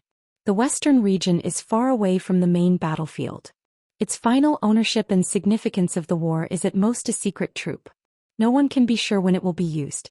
It may not even be able to determine the outcome of the war from the beginning to the end. Instead, it may become a burden to the overall situation. Moreover, the deal between you and me was a one-time deal. I support you to control the western region, and you help me to suppress the ancient military town of Fengxiang. Both sides offered a fair price. Therefore, we are both willing and happy to cooperate. Why should I put in extra effort to protect the safety of the western region?" The 6-pearl bodhisattva smiled and asked, "How do you achieve great freedom?" Su Fengnian had a strange look on his face. Dual cultivation. Ordinary women would have long been shy, but this esoteric master still had a calm expression and nodded as if he had said a Buddhist principle. Su Fengnian waved his hand without hesitation. "I wasn't joking just now. I dare to provoke anyone, but I can't provoke that woman." The 6-pearl bodhisattva smiled. "I can wait." Su Fengnian smiled. "Up to you." The 6-pearl bodhisattva walked up the carriage and sat on the other side. He said softly, "The art of war emphasizes the combination of the strange and the right.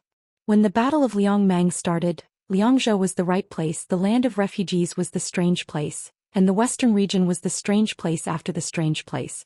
It is not as simple as the king of Beiliang said. If it were any other king of Liang who said that the western region was useless, I would believe it. Beiliang? Since when did Beiliang have the habit of thinking about defeat before the battle?" Chapter 1036. Indeed, Su Fengnian secretly promised Chao Wei 10,000 light cavalrymen to rush to the western region. Now that his secret was exposed, no matter how thick-skinned he was, he could not help but feel a little embarrassed. After the embarrassment, he felt a little heavy. She could see that there were many masters in Beimang's southern dynasty. Would they have taken countermeasures early? Su Fengnian looked up at the sky. Although it was said that a man without foresight would have immediate worries, a man with foresight would have even more immediate worries. Now the general trend of the world, from the height of the imperial court to the distance of Jianghu, was surging with undercurrents everywhere. Su Fengnian and Beiliang were undoubtedly the ones at the forefront when the real storm surged in the future. The girl jumped onto the carriage and sat between Su Fengnian and the bodhisattva of 6 pearls. She had unknowingly caught a yellow 4-legged snake in her hand. People in Bailiang called it the stone dragon. The girl held the poor little tail and kept spinning it, not tired at all. The girl suddenly stopped and hung the stone dragon in front of the bodhisattva of 6 pearls. She laughed and asked, "Auntie, do you want to play?" Murderous intent was everywhere. Su Yanbing, who was driving the horse, coughed softly. Su Fengyan looked down, hoping to be indifferent. The group slowly entered the hinterland of Yuzhou. Because Su Fengyan's 9 absent-mindedness came without any warning, he could only concentrate on it. As a result, he could not pay too much attention to the military and political affairs of Yuzhou, which delayed a lot of serious business. The carriage entered the city of Hundred Springs, where the Yuzhou general's official residence was located. The city was famous in Bailiang for having more than 100 springs. It was said that ancestor Lu's sword qi had reached the 9 springs. Of course, Su Fengyan also had an identity certificate, but no one would associate the name on the certificate with the king of Bailiang. After entering the city, they randomly picked a restaurant in the downtown area that was prosperous even when they were not eating. Su Fengyan caught a glimpse of the eye-catching sign on the restaurant's wall. Since he became the king of Bailiang, many related stories surfaced. For a time he became the first choice of the storytellers to earn money. Not only in Bailiang but also in Liang and the Central Plains. As for whether it would be good or bad, it depended on the preferences of the local officials and diners. They had to cater to their liking in order to get people to give tips. The restaurant's business was surprisingly good. Su Fengyan had no choice but to pay a few more taels of silver before he managed to get a seat that was barely passable. Other than listening to the stories and enjoying the atmosphere, it was more to let Miss Hehe fill her stomach. There was still some time before the storyteller went on stage. Miss Hehe had always been wolfing down her food. Su Fengyan had been thinking about how to deal with the tyrannical forces in the territory with the Yuzhou general Huang Fujin. He did not pay much attention to the whispers around him and the covetous gazes of the 6-jewel bodhisattva. Since Miss Hehe was full, he paid the bill and left. Soon several groups of people were fighting over the table he vacated. Su Fengyan passed through the crowd and was already near the door. Suddenly he heard a familiar sound of a pipa. He turned around and looked carefully. He was stunned on the spot. One lantern festival in the city of Liangzhou, there was a pair of grandfather and granddaughter. The blind old man was drinking wine and telling stories. He was talking about His Royal Highness's first trip to Jianghu. The emaciated young girl was holding a poor-quality pipa made of white wood. Later in Beimang he saw the young girl handing out thin notes. At that time she was playing the pipa to accompany her grandfather's storytelling. The first string was about to break. At that time, Su Fengyan was accompanied by Tao Manwu, who was a burden. In the end he invited the old man and his granddaughter to drink wine. He even taught the young girl Chao Jiu's pipa skills, which had almost become a peerless skill in the world. They parted ways happily. Su Fengyan also heard the blind old man talk about many things in Bailiang. He saw the knife wound on the back of the old soldier's hand. He also saw the young girl whom the old man called Eryu, and her sincerity in treating the cheap pipa as her life. The young girl entered the stage with the pipa in her arms. However, this time the blind old man was not with her. When she sat down, she picked up the pot of wine on the small stool in front of her and drank it all in one gulp. Su Fengyan could only hear the crazy jeers and boos from all around. They were all cursing and mocking the young girl, saying that she was a broken shoe used by a Beimang barbarian and that she had lost face for Bailiang. They said that she should have died outside the pass. What was she doing back in Yuzhou? She was a woman who only cared about money. The young girl was indifferent. She gently stroked the almost broken string of the withered pipa. A few armored soldiers who deliberately occupied the closest seats sat with their legs crossed. Every time the girl told a story or played the pipa, they would throw a string of copper coins at her. Obviously, they were already familiar with this and treated this matter as a form of entertainment. Then everyone saw a young man walk onto the stage and squat in front of the young girl. For a moment the copper coins fell like rain. Su Fengyan asked softly, "Are you?" The young girl with indifferent eyes ignored him and continued to play the pipa. Su Fengyan squeezed out a smile. Word by word, he gritted his teeth and repeated what he had said in the past. As far as the whitewood pipa is concerned, the sound quality can be considered good. If the money allows, you can add a little glue. The old man said that the content of the book was especially critical of the pipa's brittleness and explosiveness. Also, the first string is not far from breaking. However, in my opinion, since you are playing the pipa for the spectators to enjoy, breaking the string is also something that everyone would be happy to see. There is no need to rush to change the first string. I'll also tell you some of the Chao family's pipa techniques. You can remember as much as you can. The young girl still did not raise her head. The sound of the pipa continued. It seemed that she did not dare to look at this man who she had met by chance in Beimang and who had once kindly taught her the pipa. Su Fengnian squatted by her feet and said with red eyes, "I'm sorry. I forgot to tell your grandfather last time. Not only am I from Beiyang, but I am also the person your grandfather always talked about. My name is Su Fengnian. I am now the king of Beiyang." The young girl who was sitting on the small bamboo chair and only as tall as the man in front of her suddenly raised her head. Su Fengnian reached out and gently pulled her head to his shoulder. He had never said the word sorry to anyone before. Once again he choked and repeated, "I'm sorry." The first time it was Su Fengnian who said sorry. The second time it was Beiyang who said sorry. The young girl suppressed her sobs and said in a low voice, "It's okay." Su Fengnian stood up slowly with his back to the crowd. Su Yanbing and the six-pearl bodhisattva took a step forward at the same time. Their eyes were unusually solemn. It was as if that figure had turned into Wang Xianji or the newcomer Gao Shulu. There was a tall building above the 9th floor.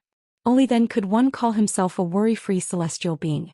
Su Yanbing shouted angrily, "Su Fengnian, do not force yourself to enter a trance for the 10th time. Go far away to Beimang." The six-pearl bodhisattva put his palms together. In the sky outside the restaurant, 6 Dharma forms appeared one after another to suppress the restaurant. He said in a low voice, "All are happy." Chapter 1037. In Beimang's Dragon Waste province, there was the number 1 town in the southern dynasty, Taiazwang. Following closely behind were the 3 towns of Gentleman's Pavilion, Ligu, Maolong and Long. They formed a complete defensive line that could attack or retreat. Beimang had invested countless manpower, resources, energy and financial resources into these military towns, but they were still crushed into a broken sieve by the combined forces of the 10,000 Long Xiang army and the Great Snow Dragon cavalry. The 50 to 60,000 soldiers from the Impregnable Pass either died in battle or died in surrender. There were even some who were killed in the most tragic manner in the world. Most of the relay and fencing systems were destroyed. Most of the civil officials in the southern dynasty kept quiet out of fear, and the generals were no longer as conceited as they were in the past. The astonishing combat strength of the Beiyang cavalry created 2 situations, one good and one bad. The good thing was that the chess and sword music schools Hong Jingyan came out of seclusion and took over all of the Ruran cavalry in the 3 military towns. This gave the southern dynasty, who was in a state of panic, a huge reassurance. The bad thing was that the fatty surnamed Dong could vaguely stand shoulder to shoulder with the great generals and the regional magistrate in Beimang's southern border army. His authority was equivalent. In the words of the Empress, she said, "Dong fatty, you've been King promoted again." It was rumored that the fatty surnamed Dong pretended to be obedient after receiving the benefits. In the southern dynasty's main hall, he smiled and said to the Empress, "Sister Empress, that's right, I've finally been promoted. Actually, it would be more appropriate if all of the southern dynasty's military power was given to me." Her Majesty did not reprimand this fatty for his absurd rudeness, nor did she care about his terrible table manners. Of course, she also did not allow this extremely daring fatty to climb up the ladder. However, she still left the imperial tutor, the peace magistrate of the chess and sword music school, to support Dong Zhuo. As a result, there were very few people in the southern dynasty who could suppress Dong Zhuo. For example, the king of the southern courtyard, Huang Songpu, the 2 great generals Lu Gu and Yang Yuanzan, as well as the regional magistrate of the Dragon Waste province, all tactfully avoided him. Today, on the broken relay road between the tiled building and the Gentleman's Pavilion, a fat man wearing light armor with a standard second-rank military officer's uniform was squatting. He held a handful of gravel in his hand. The relay road under his feet was still not repaired. The 2 towns closer to Shijing, Ligu and Maolong had taken advantage of the Empress's secret inspection of the southern dynasty to mobilize more than 200,000 people to repair it at an astonishing speed. This fat man was very large, but he didn't look bloated. Instead, he looked especially sturdy and majestic. This was the southern dynasty Dong Zhuo of Beiyang's southern dynasty. He was a fat man who was as famous as Beimang's Chu Lushan. He was Dong Zhuo, who was newly promoted to the 13th Great General of Beimang. The fat man didn't have any bodyguards by his side. He only had a large flock of elite crows that roamed around in an extremely orderly manner. After Dong Zhuo gained power, the first thing he did wasn't to wantonly spend money to recruit soldiers and buy horses to occupy the mountains. Instead, he expanded the only crow flock in Beimang that could contend against the White Horse Scouts of Beiliang. According to the conservative estimates of some people, the original 1,000 crows had doubled in number without losing much of their combat strength. Dong Zhuo habitually talked to himself. When Dong Zhuo was still a little fatty, he was often mocked and ridiculed by others. This youth did not have any friends and no one thought that he would have a bright future. Thus, Dong Zhuo could only talk to himself. Over time he liked to talk to himself. After joining the army, his behavior became more and more intense. Every time a battle ended, he would go and talk to the dead. It was hard to imagine that such an unreasonable freak could rise so quickly in the imperial court of the Southern Dynasty. Fatty Dong was talking to himself, mumbling something about how the old man was unwilling to resign from the title of King of the South Courtyard. What? He was paving the way for Hong Jingyan. You stubborn old man, are you really unwilling to hand it over to me even if you were beaten to death?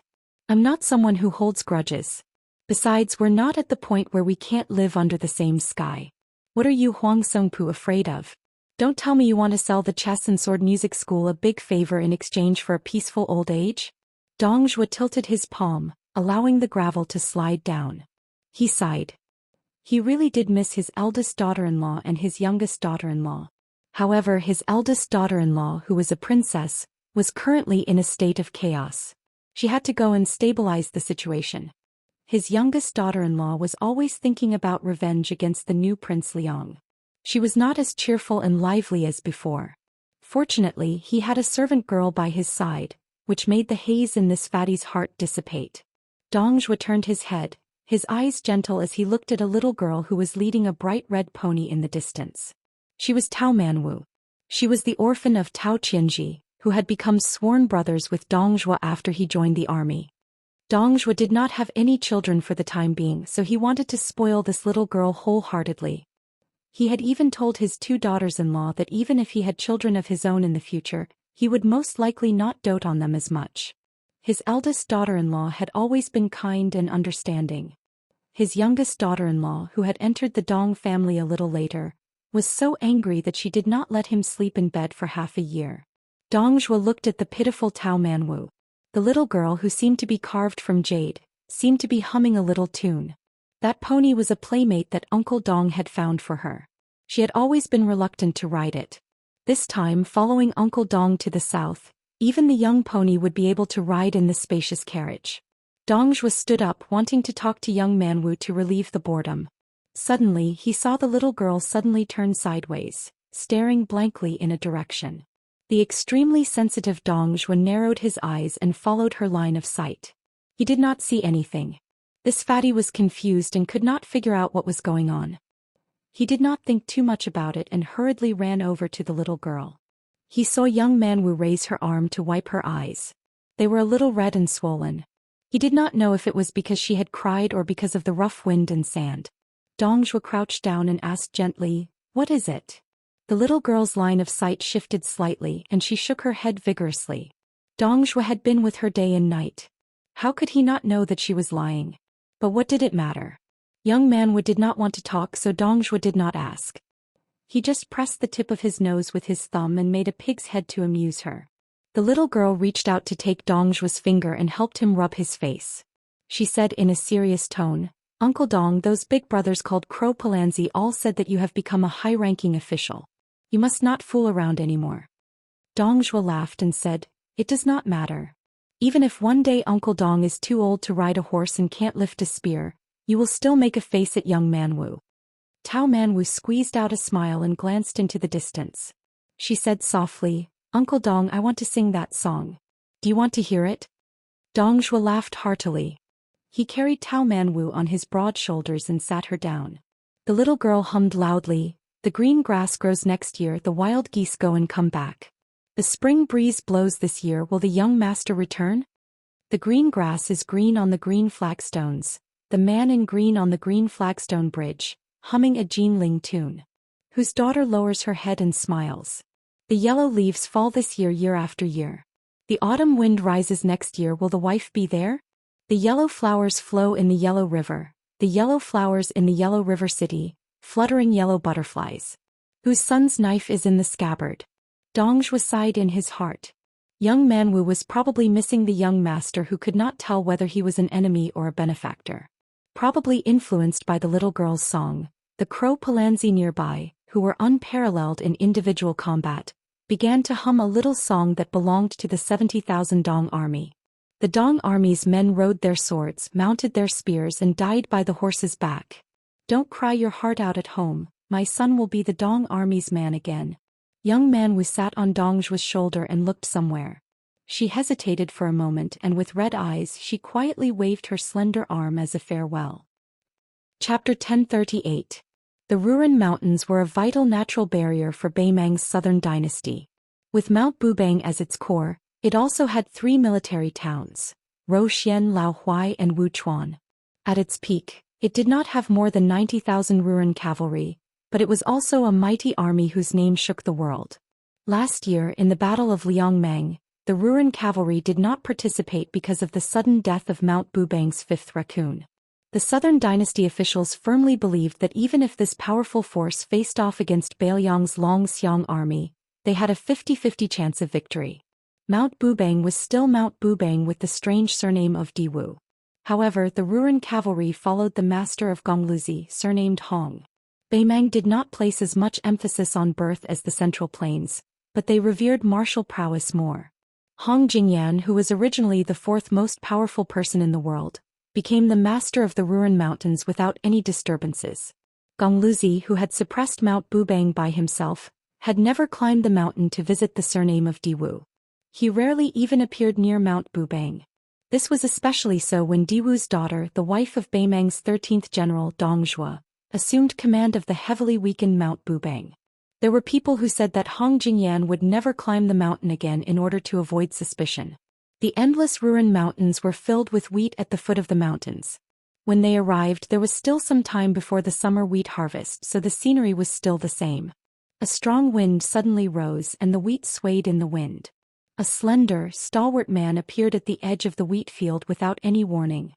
His pair of intimidating silver eyes stared fixedly at a person who was traveling far away. His hair was still grayish-white, but compared to what he had seen in Qingsong City, the grayish-black had grown longer and the white had lessened. The man who was regarded as the man who had the potential to become Beimang's martial prowess after Tuoba Bodhisattva stood in the north, blocking that fellow who had inexplicably traveled north. This was beyond Gongluzi's expectations.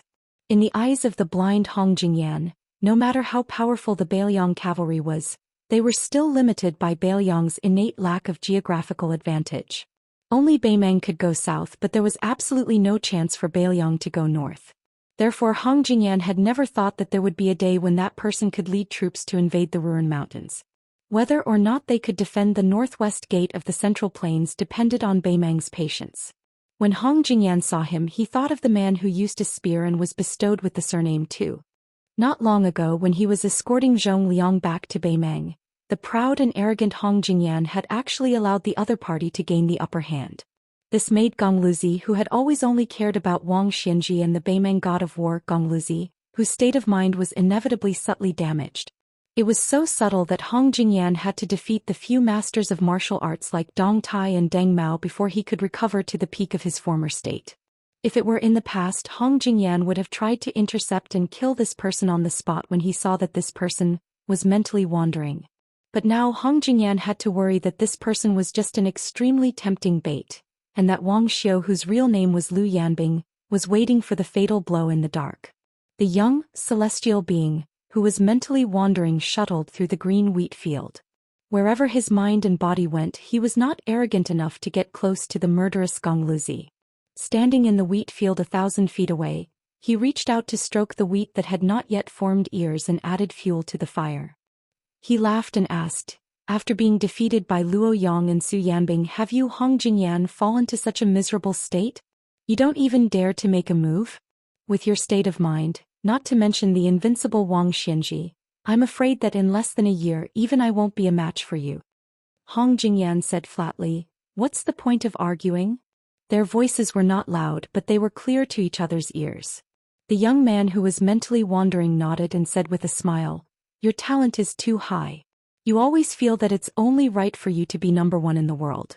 Therefore you have long set your sights on the imperial court. Can be said that you have been led astray from the beginning. In the future there will probably be no place for you in the pugilistic world.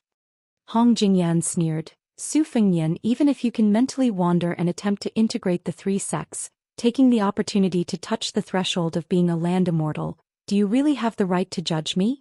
Su Fengyan shook his head.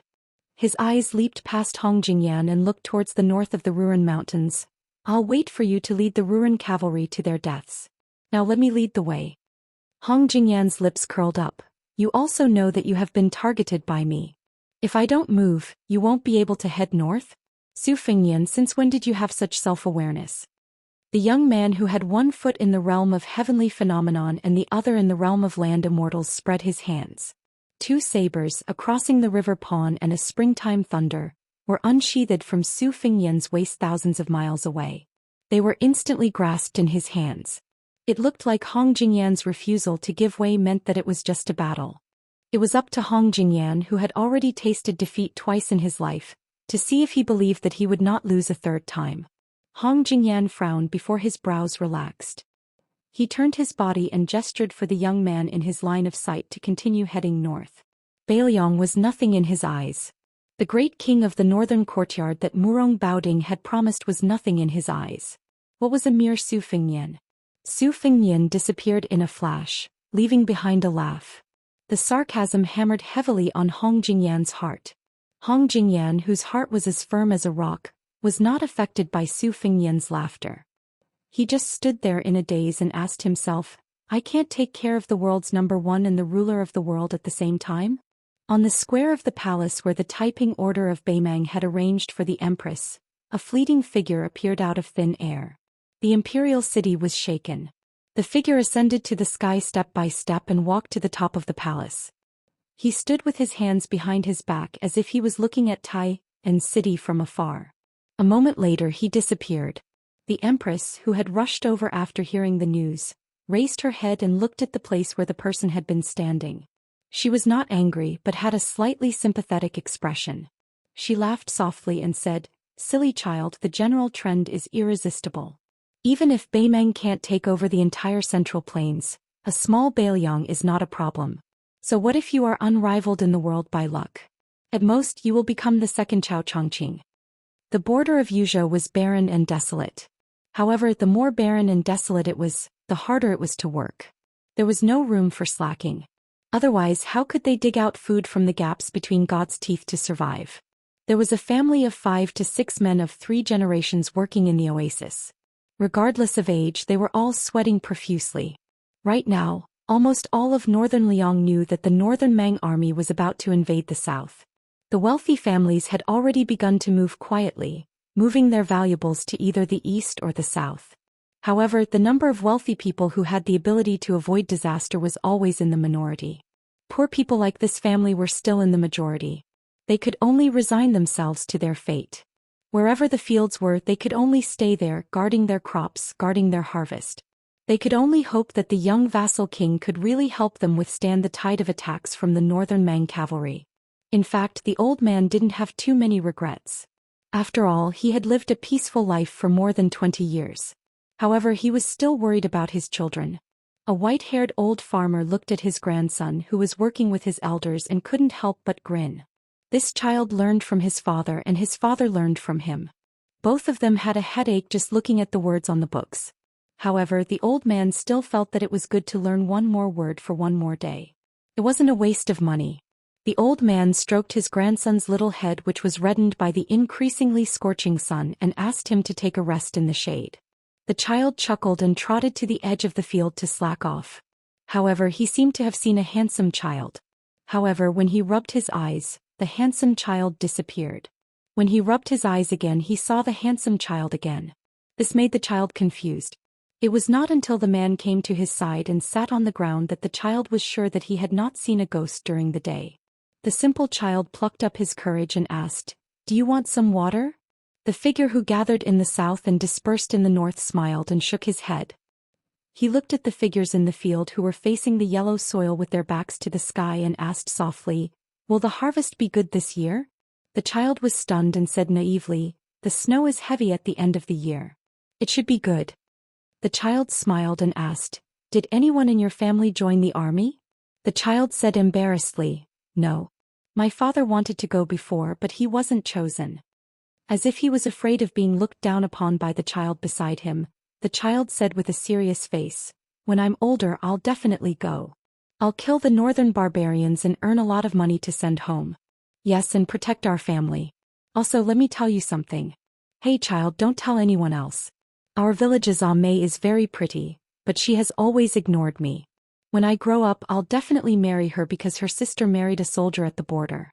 I saw him once a few years ago and he was very impressive. So I'll also go to war."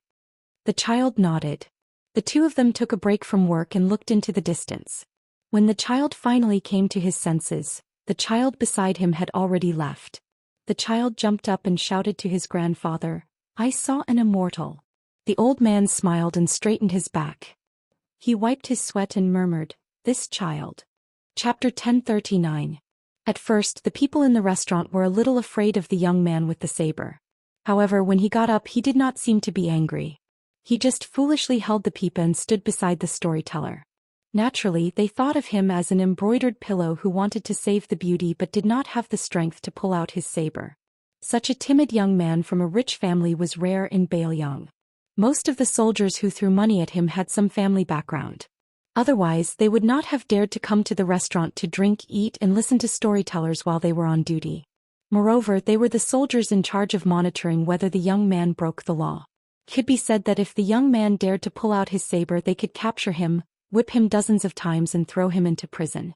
Without 200 or 300 taels of silver they would not be able to get him out. Yu, who was hugging the pipa, raised her head to look at the young master whose eyes were unfocused.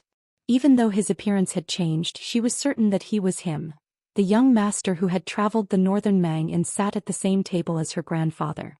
After an unknown amount of time, the self-proclaimed Northern Liang King seemed to wake up. His lifeless eyes regained their luster and he turned his back to her. Su Fengyan said calmly to Su Yanbing, who looked relieved, "Guard the door. Huangfushi will be here soon." The woman with her hair tied up called out 6 dharma forms but still could not stop the celestial being from traveling. Her expression was strange, as if she had met this man for the first time. Su Yanbing wanted to say something but stopped. In the end he did not say anything. He walked to the door of the restaurant and closed his eyes to concentrate. Some customers sensed that the situation was not good and wanted to escape. However, they were knocked out before they could get close to the door. Su Fengyan slowly walked to the tables of soldiers who had stood up. His fingers pressed on a Baelyang saber that he had untied from his waist and placed on the table. The Yuzhou cavalryman who was supposed to be in charge of the young men in the city could not take the saber away. The dozen soldiers were led by a burly captain. He had good eyesight and knew that he had encountered a difficult person. However, he did not show weakness and said in a low voice, "Young master, I am Huang Yi from the Huang family of Iha County. You should think about it yourself. If you and I each take a step back today, I can still treat you as a brother. You can walk out of this restaurant and drink in Iha County. I guarantee that you won't have to spend a single copper coin." Su Fengyan said expressionlessly, "You can say this to Huangfushi later." The head military officer from Iha County was greatly shocked. Just as he was about to speak, he heard a rush of horse hooves coming from outside the restaurant. Listening to the horses, this was the ability that all old soldiers should have. Although this head military officer was domineering, he was not careless in his battle formation and martial arts. Even if the Yuzhou soldiers were a level lower than the border soldiers, they were still much stronger than the Lingzhou soldiers. The captain gritted his teeth and laughed coldly. "The Yuzhou general is a high official.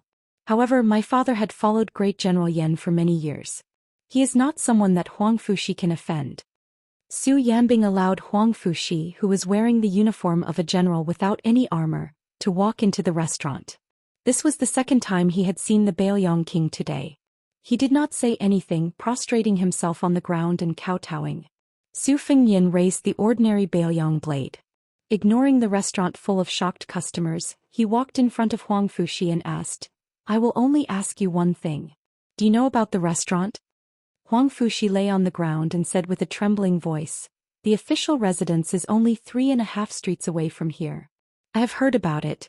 However, as the Yuzhou general, I only dare to manage the military affairs of a province.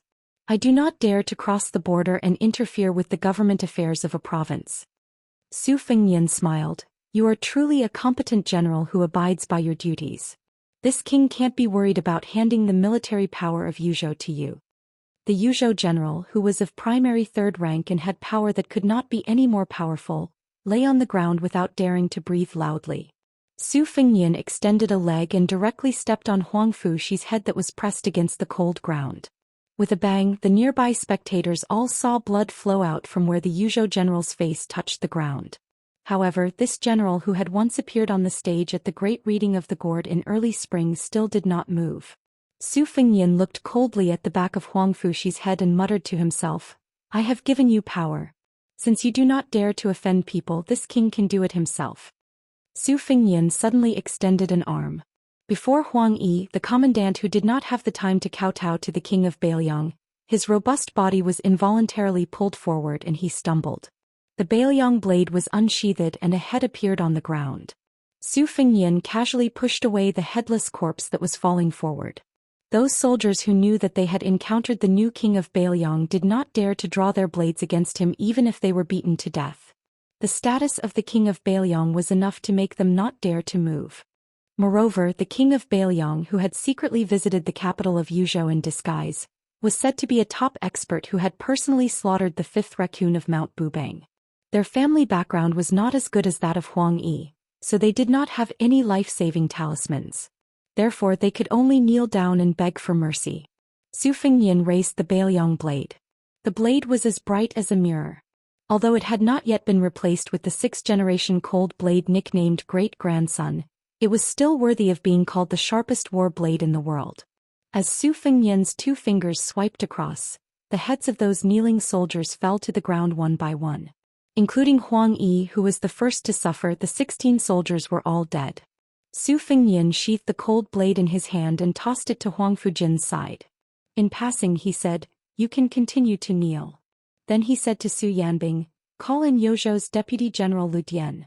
A young and strong general quickly walked into the restaurant and knelt near Huang Fujin. He did not dare to look at the dismembered corpses on the ground, nor did he dare to look at the crowd of kneeling customers. He only heard the king of Bailiang casually say, "Everyone in the restaurant has their property confiscated. As long as they have an official position, immediately drag them out and kill them. Have someone hang these corpses on the screen wall of the general's residence in Yuzhou. Spread the word that this king is sitting in the general's residence. If anyone wants to see this king, regardless of whether they want to collect the corpses or plead for mercy, the general's residence will not stop them." Su Fengnian walked over and took Eryu's hand as they walked out of the restaurant. The woman hugged the pipa, dejected and speechless. They sat in the carriage and slowly drove toward the Yuzhou general's residence. Su Fengnian sat upright and still. He did not look at the woman and only said softly, "It's not worth it to tell stories for me. Just now, I went on an out-of-body spiritual journey because I wanted to know if it was worth it for you and your granddaughter to put in your life in the chastity of a woman, or if it was worth it to speak for Bailiang. I went to many places but the answer was no. It wasn't until the last place where I saw a family of Bailiang commoners who knew nothing about the world and only knew how to work hard that I realized many things were not worth it. I've already let you down, so I can't let down those good commoners as well. Eryu, I don't dare to have extravagant hopes that you'll ask me for something in return to make me feel more at ease. I just want to promise you and your dead grandpa that I'll definitely defend the border to the death. As long as I'm alive, Bailiang commoners like you will have another day of peace. Just one more day is good." The woman who had suffered a bitter fate without any complaints or grievances smiled sweetly. She raised her head and looked at the side of his face. She was about to respectfully call him the king of Bailiang, but she immediately stopped. She shook her head and said softly, "Young Master Su, you don't owe us anything. My grandpa said that you're a good person and I think so too. Arya believes that my grandpa will not feel any regrets in the afterlife. I won't go to the general's residence. Let me get off the carriage." Su Fengnian turned to look at the young woman. Her smile was very clean and her eyes were clear. She covered her mouth and laughed softly. "Young Master Su, have you forgotten? Ryu only knows how to tell stories for people." The carriage stopped and the young woman jumped off. After walking for some distance, she turned around and hugged her Pipa. She bent her knees slightly in the direction of the carriage and gave a salute. Hehe girl, who had been jumping from roof to roof nearby, squatted down on the roof tiles. She carried the dried sunflower that was unwilling to leave her side and remained silent. The six-pearl bodhisattva waited for the young woman to leave before entering the carriage. He sat opposite the king of Bailiang. The latter clenched his fists and placed them on his knees. He said in a low voice, "Get out." The female immortal master from Mount Lantua did not get angry. Instead she said calmly, "Freedom is a small thing, but there's still greater freedom to seek." Su Fengyan raised his head and sneered, "Seek your greater freedom." Chapter 1040. Soon after, a series of mutiny occurred outside of Iha City. Deputy General Lu Dian led 1,000 elite soldiers to kill until his hands were limp. In the end, he could not even bear to raise his blade. It was a spear-wielding man who was extremely unfamiliar to Yuzhou who took his place. Soon after, the two captains of Yuzhou were on the verge of rebelling and had to leave their camp to demonstrate in the capital of Yuzhou. Huang Fujin's personal soldiers had no choice but to increase from 1,000 to 3,000. They continued to fight amongst themselves and there was no suspense in the outcome. The heads of the two captains were hung on the city walls of Iha City. More than half of the Iha River nobles either knelt on the streets outside of the general's residence to force the emperor to abdicate, or fled out of the city and allied with their in-laws and nobles outside the city, using various methods to forcefully pressure that person. Without exception, all of the nobles within the city were stripped of their official positions, all of their belongings confiscated and sent to the army. It was to the point that there were even people from the personal camp of Huang Fujin and Lu Dian that had defected. At the end of the spring of the first year of Xiangfu, this great upheaval from top to bottom of Yuzhou showed no signs of subsiding. Because of the self-righteous and violent retaliation of Yuzhou's military and government, it actually attracted the 8,000 Great Snow Dragon Cavalry of Liangzhou. They penetrated deep into the heart of Yuzhou. In addition, the 3,000 personal soldiers that Wang Ji of Lingzhou had recently added were all mobilized, heading straight for the border of Yuzhou.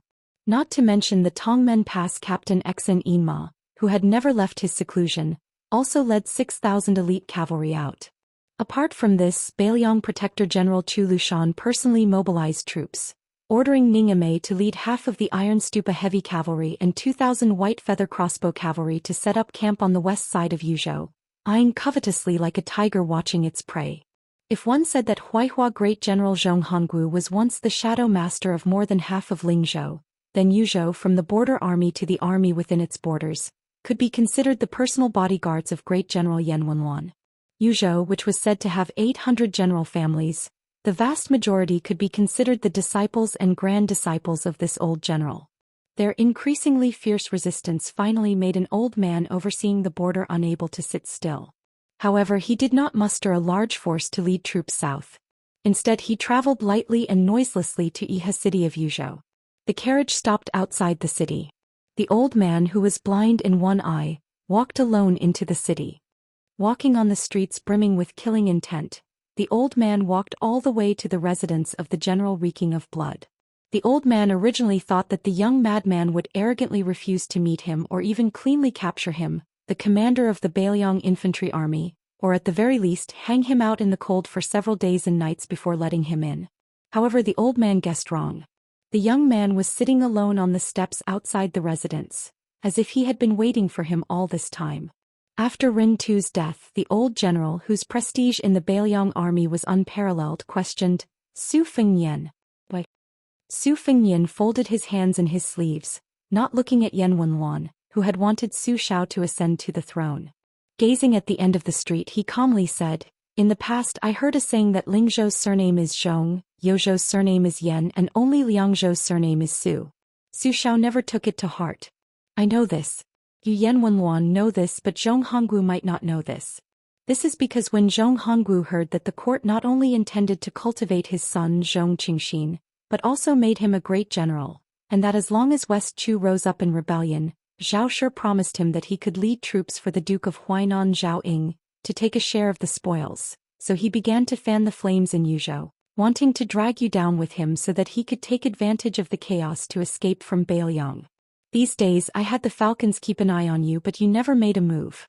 In the end you only entered Iha city alone. The old general angrily said, even the great general can live his life without rebelling against Liang, so naturally I will live my life without rebelling against Bailiang. What kind of dog is that Zhong Honggu? How can he be mentioned in the same breath as me? You Su Fengnian are so impatient that you want me Yan Wenluan to pack up and scram from the border so that your trusted aide can occupy my position. Do you really think that Yan Wenluan is hogging the position of infantry commander and not retreating because he is greedy for power? Do you Su Fengnian really think that this position is something that anyone can sit on? That anyone can sit on it steadily? If not for the fact that I respect you Su Fengnian, for having the guts to not accept that bullshit imperial edict and finally doing something that did not disgrace the great general, I would have already led 100,000 troops to the south. At that time the cavalry and infantry would be divided. What kind of king of Bailiang are you? What will you use to resist the restless Baimang iron cavalry? Su Fengnian smiled. I know that the old general will not do that. The old general was so angry he almost wanted to act and slap this cunning brat to death. Su Fengnian patted the steps beside him and indicated for the old general to sit down and chat. Yan Wenluan snorted coldly. Su Fengnian did not insist and continued, my master and Bai Yan have fought for the latter half of their lives. Does the old general know what my master admires the most about Zhang Julu? When Li Yishan was mentioned, Yan Wenluan's emotions calmed slightly. In the entire world, Li Yishan was the most worthy of Bailiang. While Yan Wenluan was the backbone of Yang Kai Zhao Chongling's faction, she did not show any disrespect to Li Yishan who did not work together due to their different paths. Su Fengnian said softly, it is not that Zhang Julu made the Zhao family prosper as old general imagined. It is not that he held the power of the court alone, but before he rose to power he moved his parents and family to Great Peace City. He did not give anyone a chance to criticize Zhang Julu. Because this grand secretary knew back then that as long as he became the head of the officials in the world, no matter how clean he was, he still had his family, relatives and children. Once the two sides were thousands of miles apart, there would be people who would use his name to do whatever they wanted. Even if everyone in the court could only criticize silently and not accuse him, the spirit that supported Zhang Julu's rule of the world would weaken. So this is what my master admires the most about Zhang Julu. Looking back at our Bailiang Su Xiao, my master did not expect all of you to have the breadth of mind and vision of Zhang Julu. Before Su Xiao died he was still worried and told me to have a tolerant heart, to tolerate other people making mistakes. In the past I did this. In the Lingzhou officialdom I endured and did not kill anyone, not one. Yan Wenluan's expression was still gloomy, but it was a bit better than before. Su Fengnian continued, minding his own business. But I realized that Su Xiao was not wrong, but he was not completely right. The Bailiang under our feet belongs to the Su family in name, but in the end it belongs to the people of Bailiang. I Su Fengnian actually do not mind how you disregard the law and discipline. As long as you fight for my Su family on the battlefield it is enough. I can be the king of Bailiang with a clear conscience. Who knows, I might even be able to leave my name in the annals of history. Not to mention the official history, perhaps there will be a few good words in unofficial history. Everyone says that since I put my head on my belt to conquer the world, then I deserve to rule the world. I Su Fengnian did not say that you should not enjoy life. But enjoying life is not wrong, right? Cherishing life is not a bad thing, right? Old general, why don't you and I just treat it as speaking with conscience to Su Xiao? Yuzhou, Lingzhou and Liangzhou, how many of these generals treat the common people as human beings? I did not stay behind closed doors at Mount Qingliang and make sarcastic remarks. Instead I personally walked around Yuzhou and only then did I walk step by step to Iha city. In truth I would like to say to all the officials of the Northern Liang path, whether you relied on your own abilities to become an official, or relied on your parents' contributions to become an official. If you want to enjoy life then go ahead and enjoy it. Don't harm others too much. However, these words cannot be made known to the public. Moreover, even if I said these words to Zhong Honggu with all my sincerity, he would only think that it was an unfunny joke. What could I do? He sought his own death, so I could only let him die. Oh, that's right. The one who reported Zhong Honggu was none other than the county chief of Longqing County, his son Zhong Qingxin. Yan Wenluan's expression was uncertain. Su Fengnian gazed into the distance and bit his lip. Not being able to manage Yuzhou well is Huang Fuxi's fault as well as your fault, old general. Of course, if we are unable to defend Beiliang in the future, in the end it is still my fault. The old man hesitated for a moment, then walked up the steps and sat down a few steps below Su Fengnian's feet. Su Fengnian suddenly smiled and said, I heard Su Xiao say that back then, old general dreamed of riding a horse, just like how you entered the imperial city of northern Han, swaggering into the imperial palace of Great Peace City. The old man with his back to the king of Beiliang cracked his lips into a soundless smile. Su Fengnian said softly, Old general, you can forget about this. However, a few days ago, I entered an out-of-body state and traveled to the imperial palace of Beimang. That place is not much inferior to Great Peace City. Old general, why don't you take a step back and settle for the next best thing? Let's strive to ride a horse there and raise the whip? Yan Wenluan turned his head and asked, Truly? Su Fengnian replied with a smile, I only have this thought. As for whether or not I have the ability, old general, do you truly believe that I can do it alone? Yan Wenluan stared blankly for a moment. He lowered his head and cursed, Motherfucker, he's just like the great general when he was young. Back then he lied to me and said that as long as I followed him, I would be able to ride a horse until my butt was polished clean. This old man really foolishly took the bait. Yan Wenluan paused for a long time and then raised his head to look at the sky. He murmured, But the great general did not lie to me, did he? The old man retracted his gaze and suddenly stood up. He said gravely, If that day really comes, even if I, Yan Wenluan, am too old to ride a warhorse, I hope that the king of Beiliang can have someone carry me there. If I am already dead, since the king of Beiliang has agreed to carry the coffin for that old soldier of the fish drum camp, Xu Yongguan, then you would not mind carrying the coffin for Yan Wenluan once, right? Su Fengnian also stood up and said calmly, Su Fengnian thanks old General Yan. The old man walked down the steps and turned around to face Su Fengnian. He raised his hands and shouted, Cavalry of the fish drum camp, Yan Wenluan, Xu Yongguan and his comrade, greet the king of Beiliang. The old man then turned and left. He left the Yi River Yuzhou and headed for the border. Su Fengnian sat back down on the steps and rubbed his cheeks. Su Yanbing, who was beside him, said emotionally, At the Battle of the Western Wall, the fish drum camp only had 16 men left. Even I did not know that Yan Wenluan was one of them. Su Fengnian nodded and said, Su Xiao did not mention it.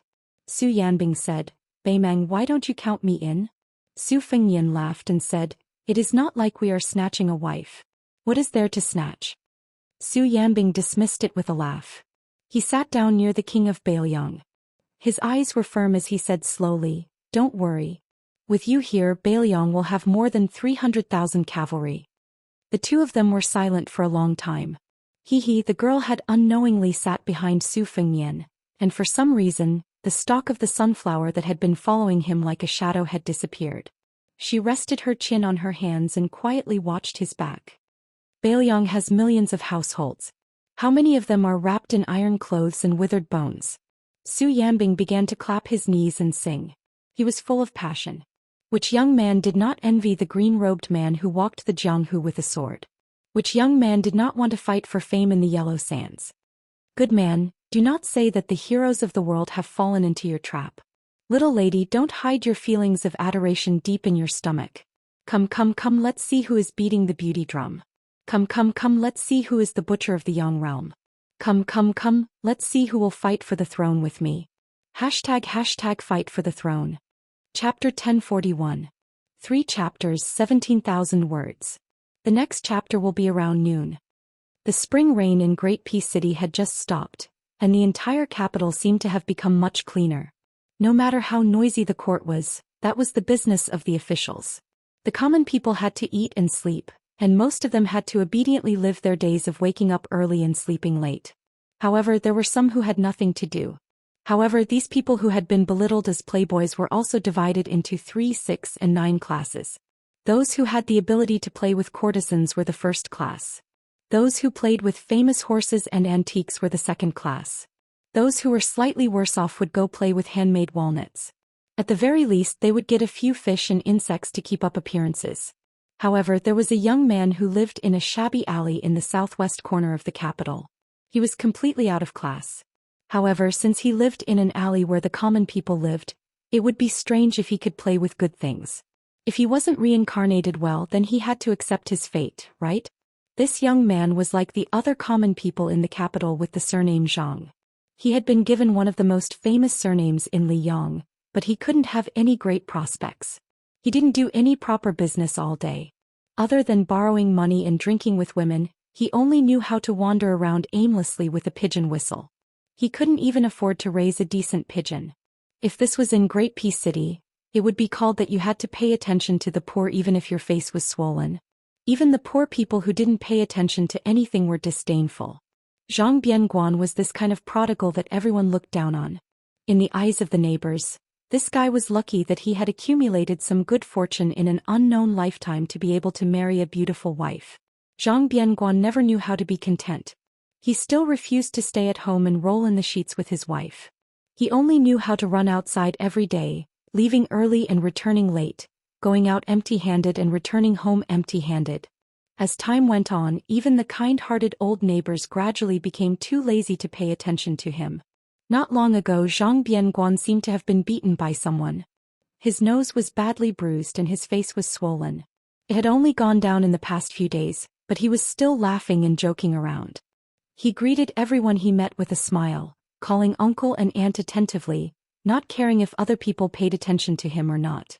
As the weather got hotter and hotter, Zhang Bianguan wore cooler and cooler clothes. The time Zhang Bianguan spent away from home also grew longer and longer. After all, the capital was so big, how could there be a lack of young women on the streets? As dusk approached, Zhang Bianguan wandered back to Squinty Street not far away. He heard the sudden and melodious chirping of pigeons above his head. He habitually raised his head and smiled. There was an old pigeon bell wrapped in green silk on his wrist. He had been playing with it all year round. He just stared blankly at the sky with narrowed eyes. For so many years he had been ridiculed as someone who couldn't even eat leftovers and step on dog shit. No one knew what he was thinking. Anyway, no one was interested. Those who had a general understanding of his temperament only knew that this useless coward probably still wanted to play, but he didn't dare to accompany the rich to play in those high-class snowy places. In the end, he could only look at those dead things that didn't cost money. The colorful attics, the gray and unknown alleys, the Chongwu Gate that brought soldiers, the Chaoyang Gate that brought grain, the Dingshan Gate that brought wine, and the stone Qilin that squatted on the drum tower for a few years after Liyang established the dynasty. The chirping of the pigeons drifting in the sky began and ended. Zhang Bianguan reluctantly withdrew his gaze, feeling that it was still early and not yet time to go home. After thinking for a while, he ran to the side of the Lock Dragon Well on Squinting Street and squatted beside it. This ancient well had been dry for a long time. Beside the well there was a judge made of yellow mud bricks. According to the rumors in the marketplace, Li Yang suppressed the water in the world with fire. This clay statue was as tall as a person, sitting with its chest and stomach exposed and laughing with its mouth open. Every mid-autumn, the common people would add firewood to the fire, and flames and smoke would rush out from the mouth and nose of the clay judge. Zhang Bianguan squatted beside the well as usual at the foot of the clay statue, occasionally raising his sleeve to wipe the corner of his mouth. A few days ago he was beaten up quite badly by a group of people. They probably mistakenly thought that Zhang Bianguan's father was about to lose his power and that it was time to teach this bastard a lesson that disgraced the aristocratic families of the capital a lesson. However, after satisfying his craving with punches and kicks, he discovered that the weather in the Liyang imperial court was still the same. This brat's father was even more ruthless for the first time, beating up a large group of people until they cried for their parents. As a result, the people who relied on these groups of people to eat and drink immediately hid. They didn't even have the guts to apologize to Zhang Bianguan. Later, they trembled in fear for a good half of the day, and didn't even wait for the slightest bit of revenge. Only then did they all let out a collective sigh of relief. They gathered together and increasingly mocked this person surnamed Zhang for being a big piece of trash. He had a father that they couldn't even pray for even if they burned incense and prayed to Buddha.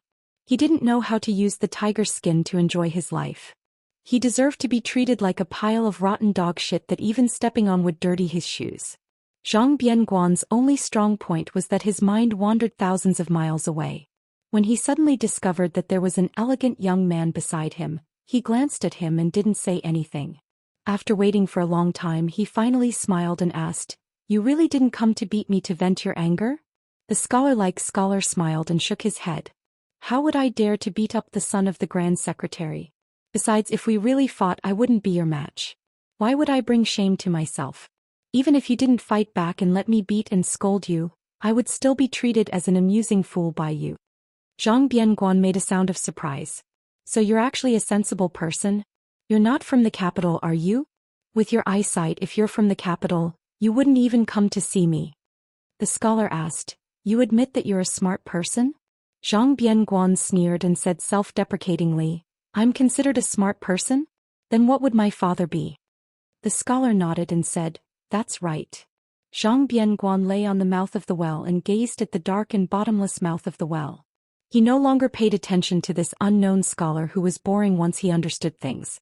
The scholar leaned against the mouth of the well and said faintly, "I know you like to see the scheming in the palaces and pavilions because they only complement each other.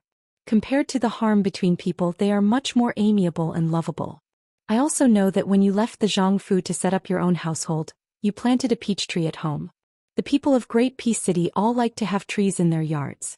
Pomegranates that give birth to many children, jujube trees that give birth early, persimmon trees are also common, but there are no peach trees because the character for peach sounds like escape and is inauspicious. Great Peace City is the root of Liyang. If the tree is moved, it will die.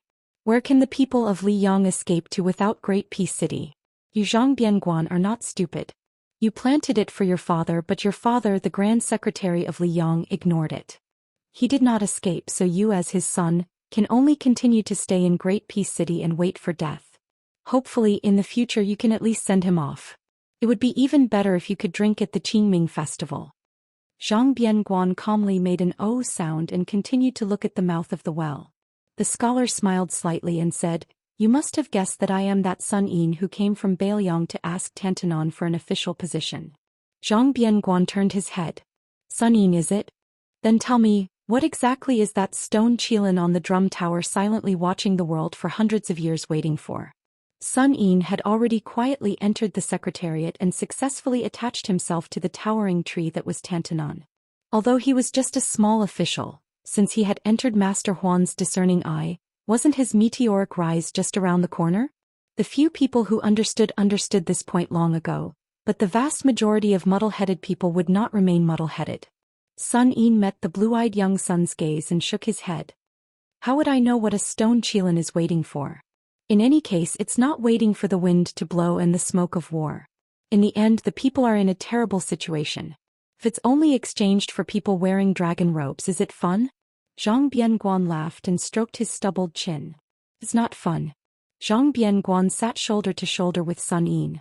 He stretched his neck, exhaled and then inhaled again. Only then did he chuckle and raise his wrist to show Sun Yin the simple and unadorned pigeon bell. He said, "In the past I received a pigeon as a gift from someone. It's a first-class item, black with a hint of purple. Compared to the king of Bailiang, Su Fengyan's falcon, the price is not much different. At the time my father had not yet become the Grand Secretary, only a third-rank official. My father came to find me, but he didn't scold me. You should know what kind of person my father is. Scolding others would be flattering you. Other than Master Huan, he has almost never scolded anyone in his life. He asked me, 'This pigeon is my father's current net worth. What kind of thing are you, Zhang Bianguan, to be worth this price? Are you stupid or are you really stupid?' That year I was 14 years old. In a fit of anger, I returned the pigeon to someone. That person in front of me said with a smile that he didn't have the habit of taking back gifts. Afterwards he used his hand to strangle the pigeon to death. And he was the current crown prince, His Highness Zhao Xuan. From that day onwards I swore that I would never mix with these people again. I would rather listen to the creaking sounds of small doors opening than listen to them flattering each other. I would rather look at those dead objects that no one cares about than look at those children of influential families whose farts can be sold as gold and silver. Over time no one liked to take me out to play. I was also happy to be alone in peace." When his father Zhang Julu was mentioned, Zhang Bianguan couldn't help but sink into contemplation.